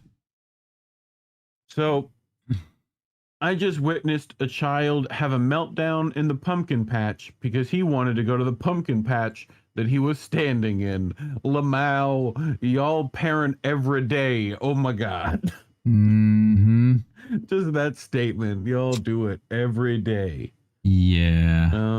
Kids have meltdowns over stupid fucking shit every day. Mm-hmm. I mean, you mean children? All right, so tell me what you think happened. Oh, somebody getting slapped in that face. Bap. Nuts? Or other kids getting it? No. Okay, I help. Oh. Yeah. Twin sister gets it. Got slapped in the faces. That's like my girls. Yep. Only they don't do it by accident. They aim. That's funny. This is about the level of patience I have with things. No, I wanna. Dude, that's been my level of patience all week. I know, right? Just, no, I wanna. Acme weed comes with an anvil. Nice. That's great, guys. Nice. Okay, can you explain to me what Packer fans are up to? Like strengthening his teeth on the concrete? No. I think he's like he's licking. He's practicing. Yeah, he's practicing for cunnilingus later in life. Oh, is that what it is? I thought it was like getting his immune therapy. You know what it is? Up. It's there's cheese on the wall, and they are in Wisconsin. Wisconsin, dude, this was great. Rage quit. Yes, right. Oh, and action. Is shoving a table into brother. Oh, ow, that hurts. Nice. Fatality. Fatality. Had to just go Super Saiyan a little bit. This one's ridiculous.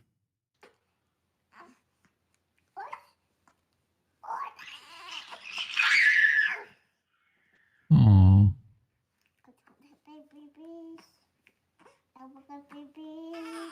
Okay, that's not sanitary. Oh! Oh shit! Oh shit! No, that mom was not happy.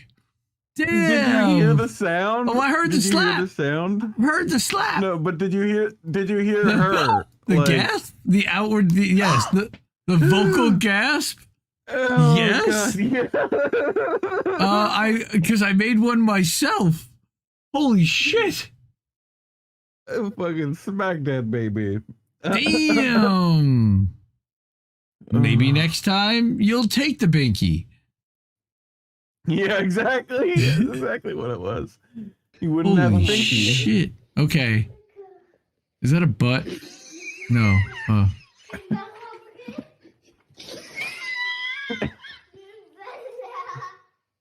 What did I miss? Oh, there's a child in there. Yeah, they're playing hide and seek, so like... Oh, the eyes. Oh, I missed the eyes the first time.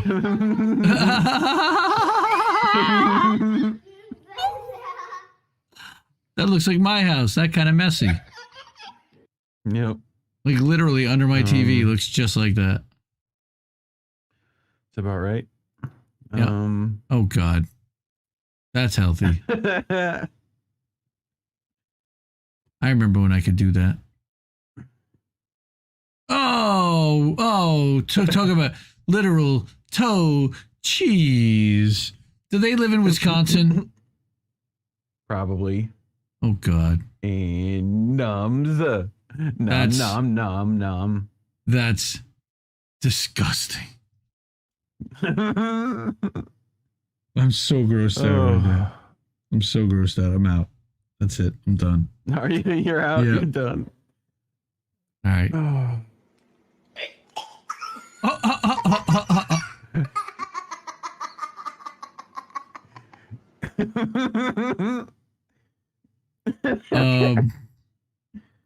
Take it. Jeez. What an evil little shit. I know. It's just a kid. They don't know any better. They didn't know what they were doing, but kids are assholes. Oh, aren't they? Mm-hmm. The laugh of a future serial killer. That's right, Kelly. You sure? Although women are usually not serial killers. Uh-oh. You sure?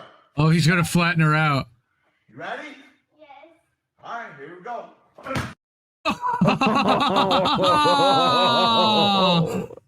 I love how they pause it midair. I've done that. I love how they stop it midair so you don't get to hear the thud. That's very nice. Thank you. With sidekicks, like I got the chubby surprise on sidekicks. I move a lot of stuff. And like you get a guy who's like, all right, I'll hold the pad. And I'm like, okay.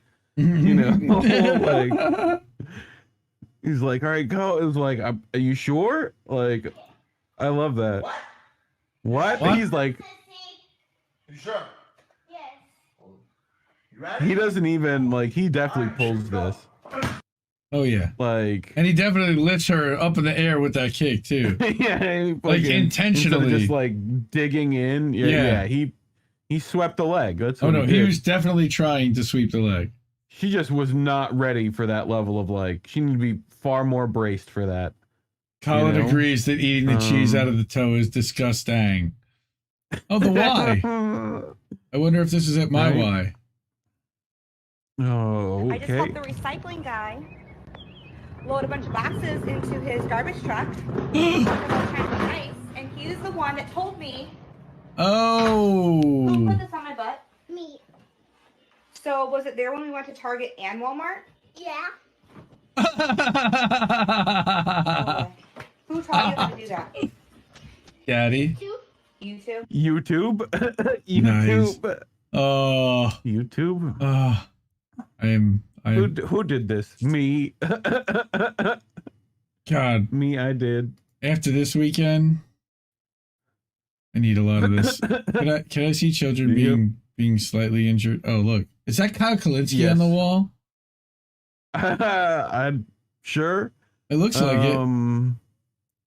So, Modern Warfare 3, we like?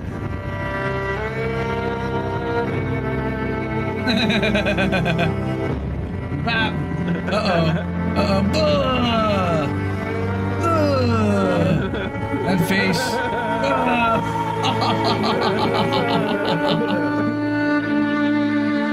The music is what fucking kills me on that. Like, that's great. Holy shit, that's funny. This one's also pretty good. More of that. You have 3 babies. 1, 2, 3. Those are boobs. No. You're having having 3 babies. 1, 2. No, those are boobs. Right. So this is why we don't mess with big mad crabs. We don't do it. Oh. Oh.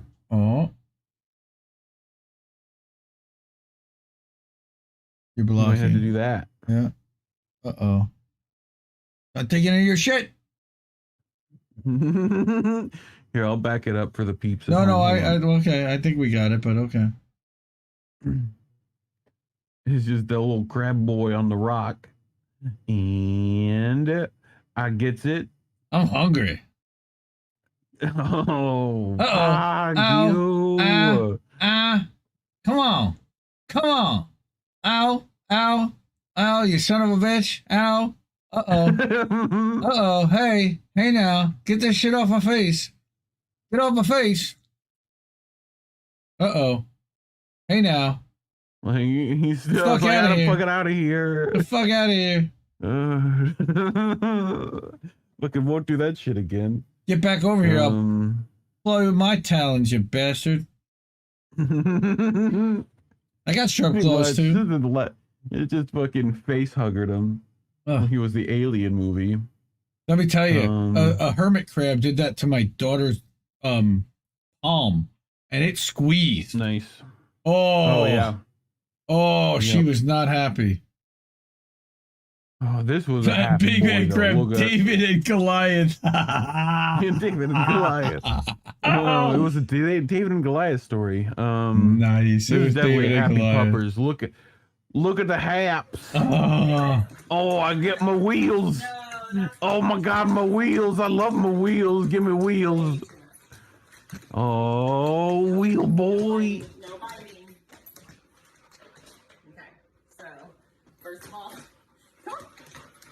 We gotta get the boy. Get that tushy in there. Oh, get the leggies. Oh.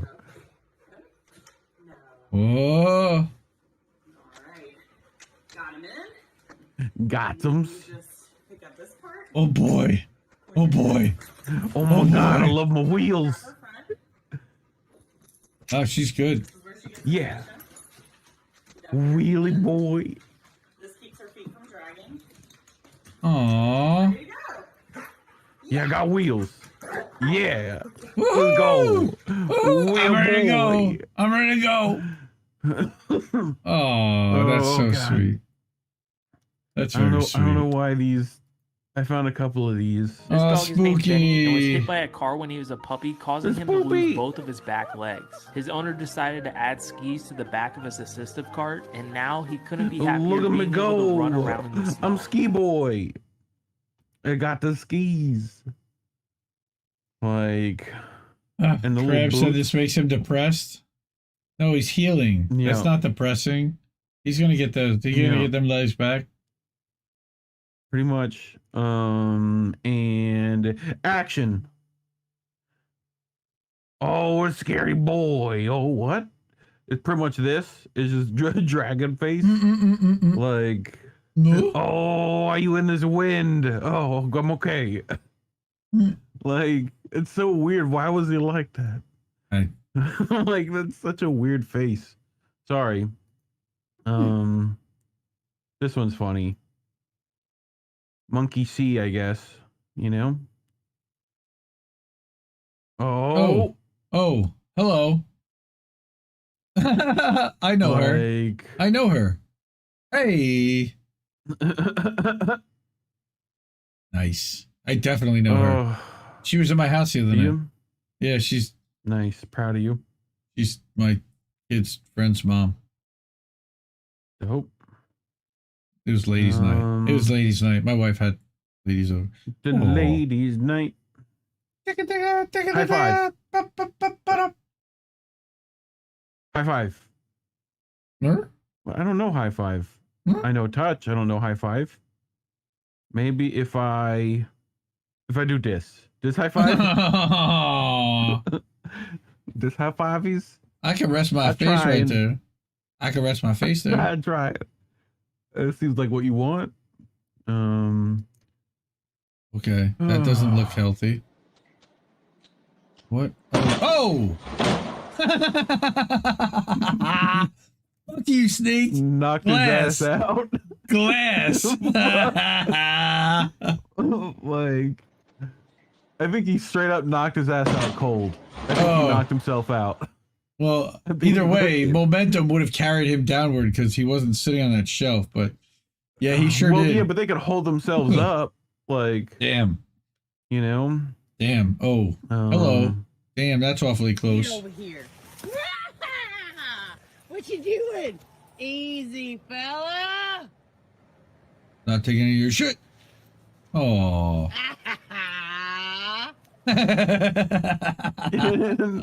He's laughing. The fucking gator try to like. Dude, he's laughing. Trying to like fucking. Yeah, but like she was like, "All right, calm down." Easy, fella. And he was like, "All right." Nah, I'll murder you anyway. Like, was there somebody behind her with a shotgun or something? That's what they didn't show. What's going on behind her? It sounds like it. There's some Florida shit. I don't know what to tell you. Mm-hmm. Communicating with Crocs, big ass Crocs too. Kitty. Look, I jump. I can do it. That ain't no kitty. I can do it. I got it. That ain't a kitty. Oh God. Like, I love the whole like, oh, I can get up. What's you doing down there? That's a big ass fat rat. Okay. I try. I go. I jump. Like, okay. Why? There was an attempt, right? Is that r/there was an? Yep. How did I know? There was an attempt. There was an attempt. This is also an attempt. Oh boy. No, it's what could go wrong. This is what she says right at the beginning. Mr. Speaker, I'm genuinely unclear about what Labour's... Yep. Yeah, you are. There we have it. Mr. Speaker, I'm genuinely unclear about what... Yep. Uh-huh. Welcome to UK's next Prime Minister, folks. Mm-hmm. Liz Truss. Fuck you, Liz Truss. What? This is the duet boomer. I think. So Oz, if you need talent to come on the show, right, for Beauty and the Boomer, this is your guy. Cascable chili?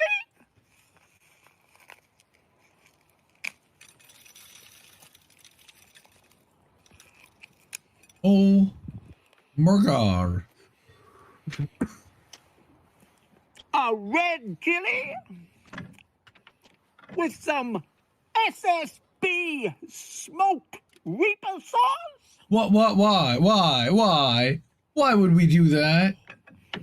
Do you not do that? Do you not have any taste buds left in your mouth? Oh. Do you want to have an asshole that's on fire for the next week? A green chili I got some of them in my garden. with some SSB Carolina reaper sauce? It has a good pairing. He's already crying before he even says it.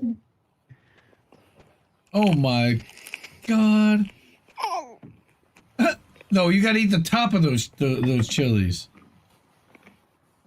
Oh. A bird eye A what? with some smoked Bird's eye. reaper sauce? Oh my God. Why? On God's green earth.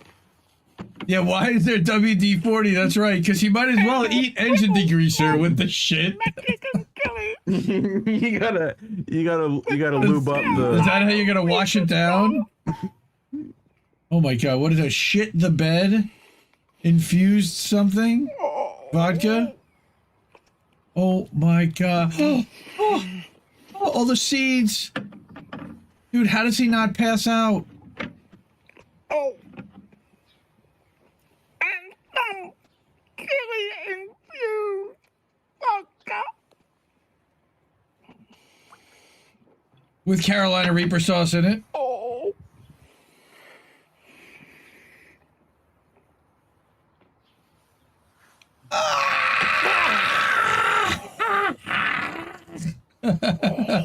My chest is burning. Oh, no. What is wrong with... Okay, bro. Bro? Why? I just got one question. Why would you... I feel like it... Why I feel would like you... that question answers itself. Why would you, ever want to do this to yourself? Yes. For the Graham, bro. Shit the bed is absolutely correct, Warren. That is exactly what he ended up doing. Shitting the bed for a week.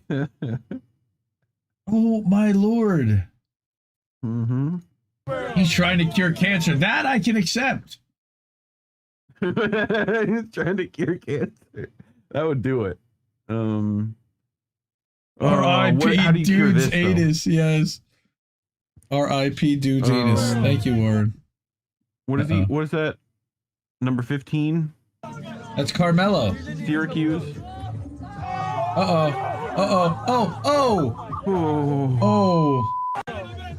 That's Carmelo Anthony.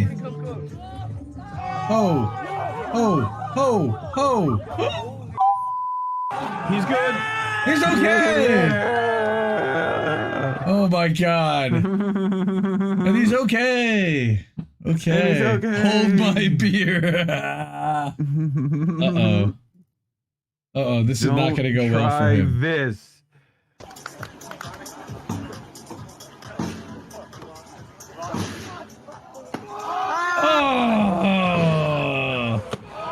Oh God. The belly flopping championships. Just like flat. That's the belly flop championships. That fucking hurt. That's the triple Indy.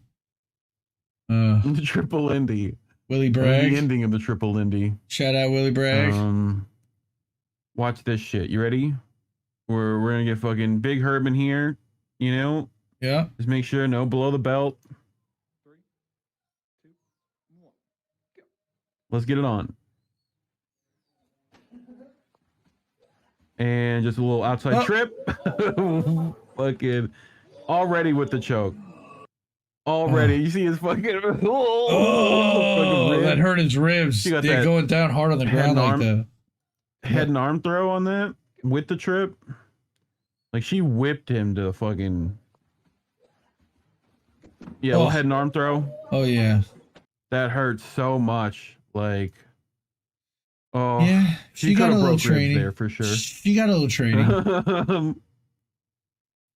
Lady, wait, you're a car guy. Wait, ladies, get training. Like, please. But anyway, you're a car guy. Sure. This you might find interesting. This is out right here. There's a bag on it. This one's out also in Beaver, Utah. Bag in this one? Yes. And this guy is LB. He's the owner of the property. You own it all. So is Tesla telling you to put the bags on here? No, but they're not. They haven't paid me rent since November of last year. Holy moly! They were supposed to be paying me rent for each charging station. They have paid me nothing. So you're gonna... They will not answer my email. They won't answer my phone calls. They will do nothing. So therefore, nobody's charging on them until they start paying me what they owe me. So I'm charging on that one over there. You gonna bag those ones up soon too? I will eventually. Okay. All right. Well, Tesla summer road trips. Sounds like Beaver, Utah could use some rent being paid, because coming from Salt Lake City, going to St. George, Utah, we're coming the other way. This is one of the only supercharging stations. It's already limited to 6 or 7 of them, and now they're getting brown bagged. Rich people problems. Fuck off. Sorry. I don't feel bad for your ass. I love the fucking... I don't feel bad at all either, but it's like... I think he did the video of like showing fucking like, hey, you fucking rich asshole. Yeah, get your shit together. Pay the fucking rent. Elon, pay your fucking bill. Yeah, but it's not Elon, like, of for course. For real.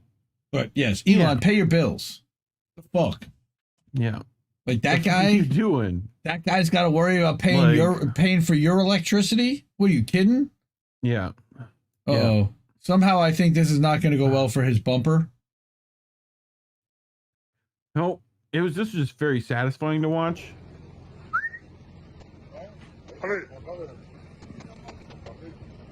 No.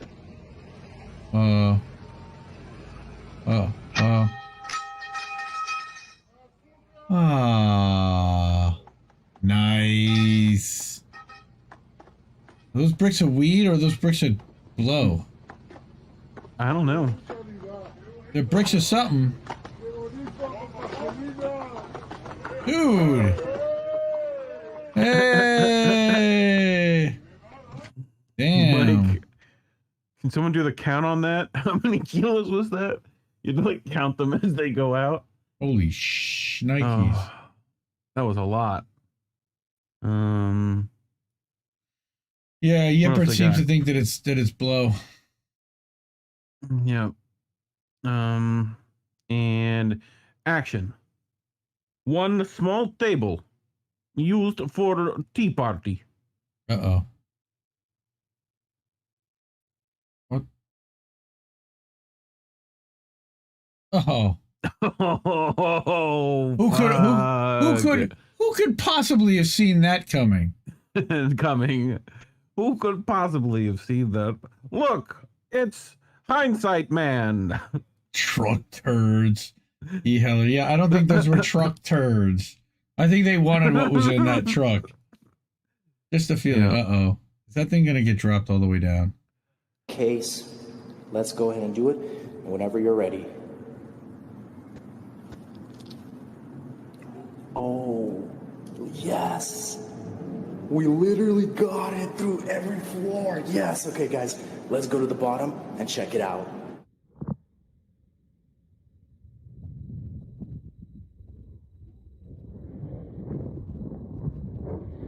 This is the footage. Whoa, that's so damn trippy. You're finally awake. You were trying to cross the Put him in Minecraft, but those the Warcraft, but yeah. Skyrim. Nice. Skyrim, Dad. It's Skyrim. Okay. Rectal exam. That's right, Yipper. That dude on the he gave you Why is there no sound? Hello? You know it. Like, oh no. She sprayed herself. Oh my god, it burns. Oh my god. You know it's true love when you're walking home from one night stand and he gave you pepper spray to protect yourself. So she sprays it. And my eye. She sprayed herself. It burns. She has to be protected from herself. That's right. Yep. Yep. Which one? Rally driver. Oh, Rally driver's disposable helmet. This feels like us having to look through the gaslight. We're just like, no, no, no, no, no,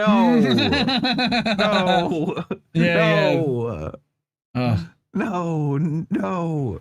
I can't see. Watch that for I can't see. I can't see. I can't see. I can't see. I can't see. I need to see. Dude, you're a dirt track driver. What do you expect? You know, well, his like windshield is fucked or something, you know? Well, no, there is no windshield. It's a sprint car.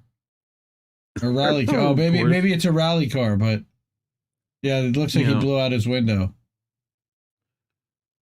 But if it's really a rally car, he's got a navigator with him. Anyway. Did you see this? Like, so Manhattan's congressional candidate Mike Itkis has shared his own sex tape to highlight his sex-positive platform. Itkis says that simply talking about legalizing sex work wouldn't be enough to show voters that he's committed to the issue. Well, engaging in it. Good for him. European. Good for him. I mean, well, sex work is work. Yep. This goalie mic'd up. Hilarious. Yep. I love when they mic up goalies. Breakaway of the season. This is Flavortown, baby. Oh, baby, I love you way. Oh my God! I want to be with you night and day. Is that Connor Garland? Mine. Mine. Mine. Mine. Hey! I think I'll use my credit card. Taylor got a puck. What the truck? I don't cuss here. I can't see nothing. Oh, I made the save. You're lucky, eh? I would have been on you. I would have been all on you. Up the yeah! I know Yeti plays goalie. And I could just imagine. Big save. Nice. Big save. Big save. I love the mine. Somebody seen Finding Nemo? Mine. Yep. Oh no. Oh, that's going right into the camera. Oh no. Doink. Ow. And it's a scratch. And he scratched. That's ball in hand. Dude, he loses. Like he loses on the 8-ball. Not necessarily. Well, yeah, I guess. Yeah, if it is the 8-ball.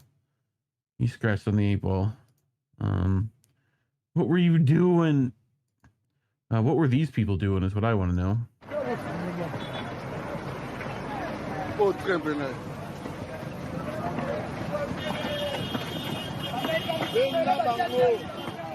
Look at this shit, dude. Like, they're fucking towed up. People all over the world. Join hands. Start a love train. Love train. Is that the love train? That's the love train. The best bit was fucking this like second car. I think those are all like salvage. No, like look at the back tire. Well, no, I think that they're all like no salvage. Tires. Yeah, they're all like salvage cars that like they're just bringing them. But that one's in good shape. The Infinity. Yeah. That one's fucked up. Yeah, a little bit. That's a terrorist van. But I'm surprised that one was fucking rolling. It had like no tires. No, it's being dragged. It's not really rolling. Do you know what pug Not the sound like? love train, Lisa. That's right. The Fred Sanford parade. Oh, that was savage.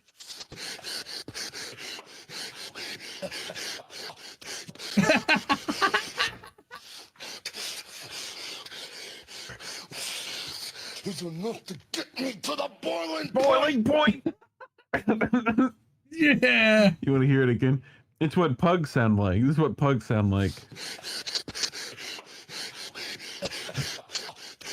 Oh God, that was savage.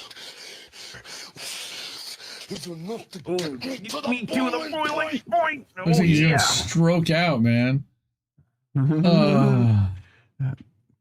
Ladies and gentlemen, we found the guy who found that cocaine from the truck earlier. Woo! I don't know what this guy on, but he's definitely a truck.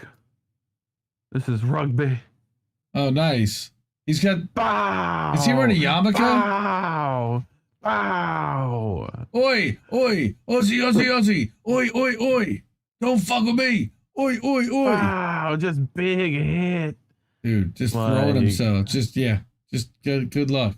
Look at him. Look at him. They could not defend him at all. That's the super Jew. He gets through the hole and then just fucking damn. Like.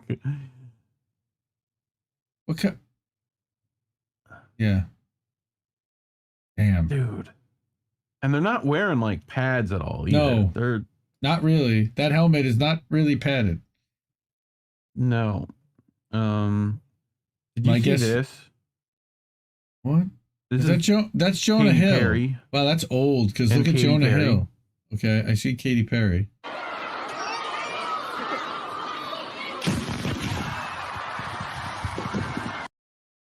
She got slimed. Like, they fucking murdered her. Like, what was that? Like,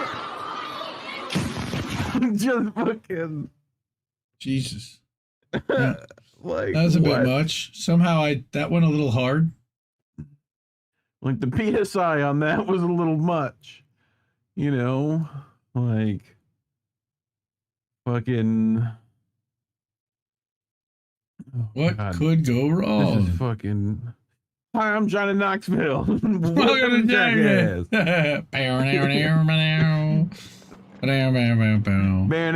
Oh, ooh, that's gonna hurt in the morning. Oh, that's a spine compression. Listen to the fucking hold on. Oh. This bit.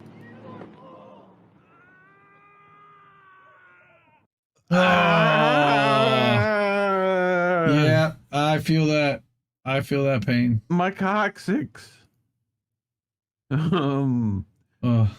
one's just fucking funny. Like,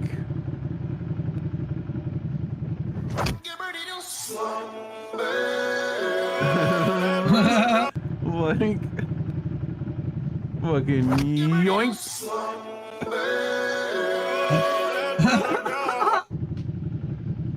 He's like, the fuck.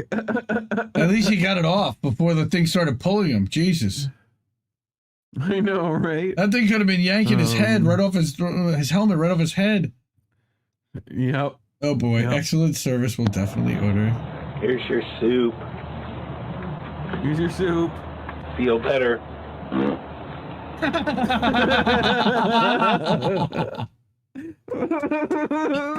At least he did tell you to feel better. Yeah. That's great. That's like me. Here's your soup. Feel better. Oh, that's a no. I know I did. I know I did. He lifts the leg. That's fucking dumb. Oh god. Oh fuck.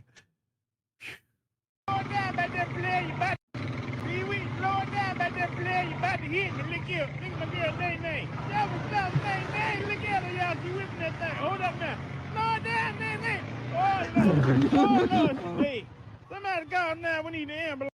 Somebody call now. We need an ambulance. Somebody call now. We need an ambulance. Is that Boom Hour? That sounded like Boom Hour. Actually, that sounded like Boudreaux. I know. I know. Warren would be like, oh, the Boudreaux. This is in. No, with them gators. With them gators. You ready? Okay. What the hell? Dude, don't shoot him. This is in St. Louis. Yeah, definitely right? don't shoot and him. They keep saying she's on the water. So like she's been drinking the water, the city water. Uh-huh.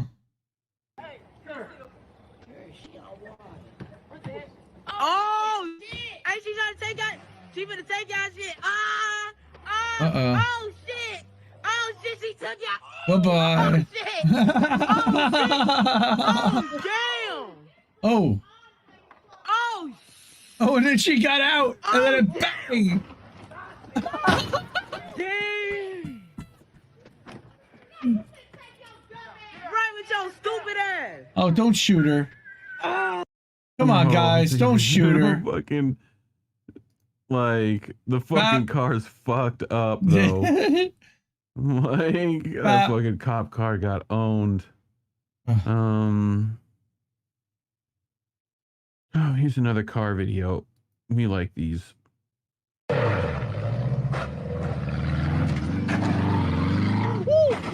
Oh.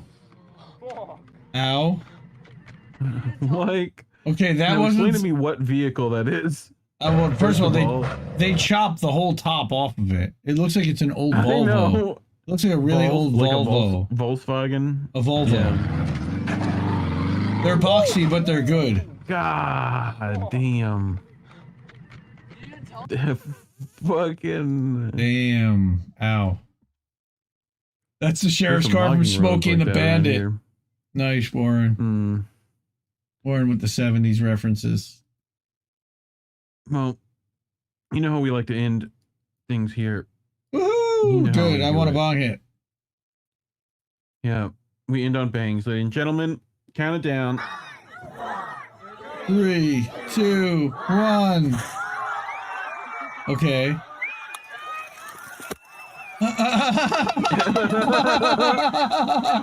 I'd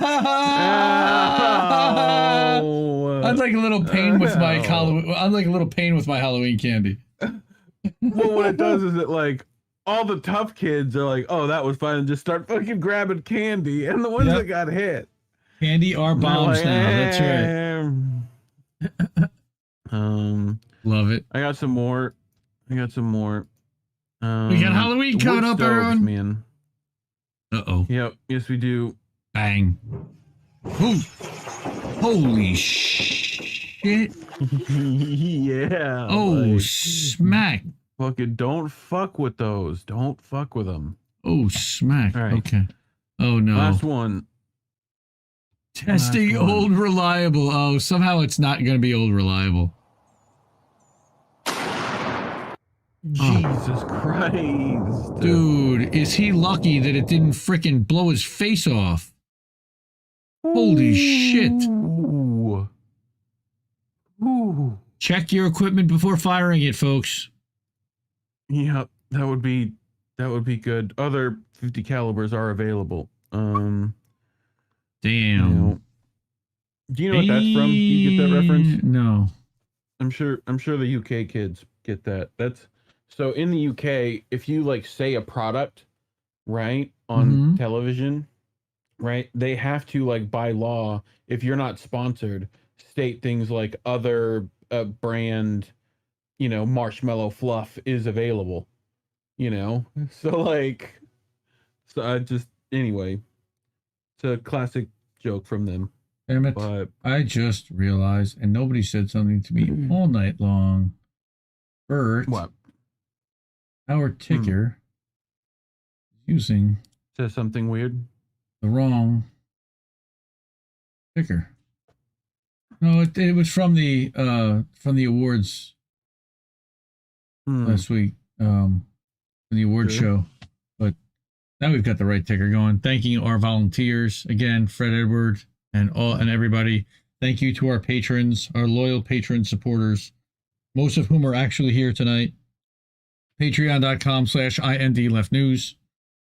We got a killer week. By the way, if you did not see Tara Reid's stream with Wyatt Reed and Vanessa Beeley, definitely see that. I'm going to be putting clips out, as well as the night of the Assange stream. She did an interview with Maria Butina that most people did not see because of all the other hubbub that was going on, but that was also really good, and you should totally check that out. Tuesday night, we're going to be doing another American Tradition with Jesse. I'm not sure what the heck is sitting next to you, Reef. It looks like that water thing looks like a person. It looks like to the other side of you. No, the plastic with the water behind you. What is that behind you on the ground with an 8 or what is that? That Aquafina? Yes, it looked like a person. It looked like a face. Bro, that the thing it was laid out looked like a face. Okay. Anyway, wow, I was totally distracted. Squirrel. Tuesday night American Tradition, Wednesday night INN News, Thursday Not Sure, Friday we've got, of course, Reefer After Dark and Secret Show. Shh, it's secret. Maybe one of these days it'll be on INN, but it's over on Extra Booyah right now. What? This upcoming Monday we're going to have what was it, Jose Vega and yes, tomorrow night. The Jose other person was with him. The dudes, out AOC. Yeah, the dudes that yelled at AOC will be there the first hour, and then Diane Sare or whatever, she's running for Senate in New York. She's a LaRouche, she was at that conference that was in the city this weekend, and so she'll be on the second hour. So that starts 9:00 Eastern tomorrow night, or starting an hour earlier than she normally does. It'll go about 2 hours. The first hour will be one interview. The second hour will be another. And we'll be back here next at 9 Eastern. 9 Eastern. Yeah, I'll be making the streams after this. 9 p.m. Yeah. We'll be back here next week already. I mean, I can't believe it's already going to be a week next Sunday night. And look for the clips. We got the clips from last week out this weekend, so those are all out, and then we'll be getting these up during this week. And I think that's about it. Of course, follow indienews.network. Go to independentleft.media or indieleft.media, INDIE left.media, and that will get you all the Linktree links. At the INN Linktree, you can also find the INN members and find all their links. We've got all of Reef's links are in the description, all the links to find us on every platform, or to subscribe, support, wherever you can. Please tell your friends, tell your neighbors, tell everybody, because nobody else is telling anybody, I'll tell you right now. Certainly Google's not helping us. But rockfin.com/INDLeftNews. We are monetized on there, and we are growing very quickly. We're at almost 2,500 followers on Rockfin. Love that guy. Love those guys. And it's ad-free. Again, if you're not YouTube Premium and you hate the ads on YouTube, go to rockfin.com/INDLeftNews. Sign up. You can watch all our stuff ad-free. And for tonight, I'm going to say thank you, everyone, and keep questioning everybody's motivations. Keep listening to what little birds have to tell you, everyone. Good night, fam. I think I liked it better being blind, when I couldn't read between the lines, and when I couldn't see the cracks in the structure that lay bare before me the whole time. I think I liked it better back when I suspended disbelief and swallowed pride. I thought I knew the difference in the red from the blue, but they both bleed us so dry. They both bleed us so dry. My favorite songs don't hit the same way.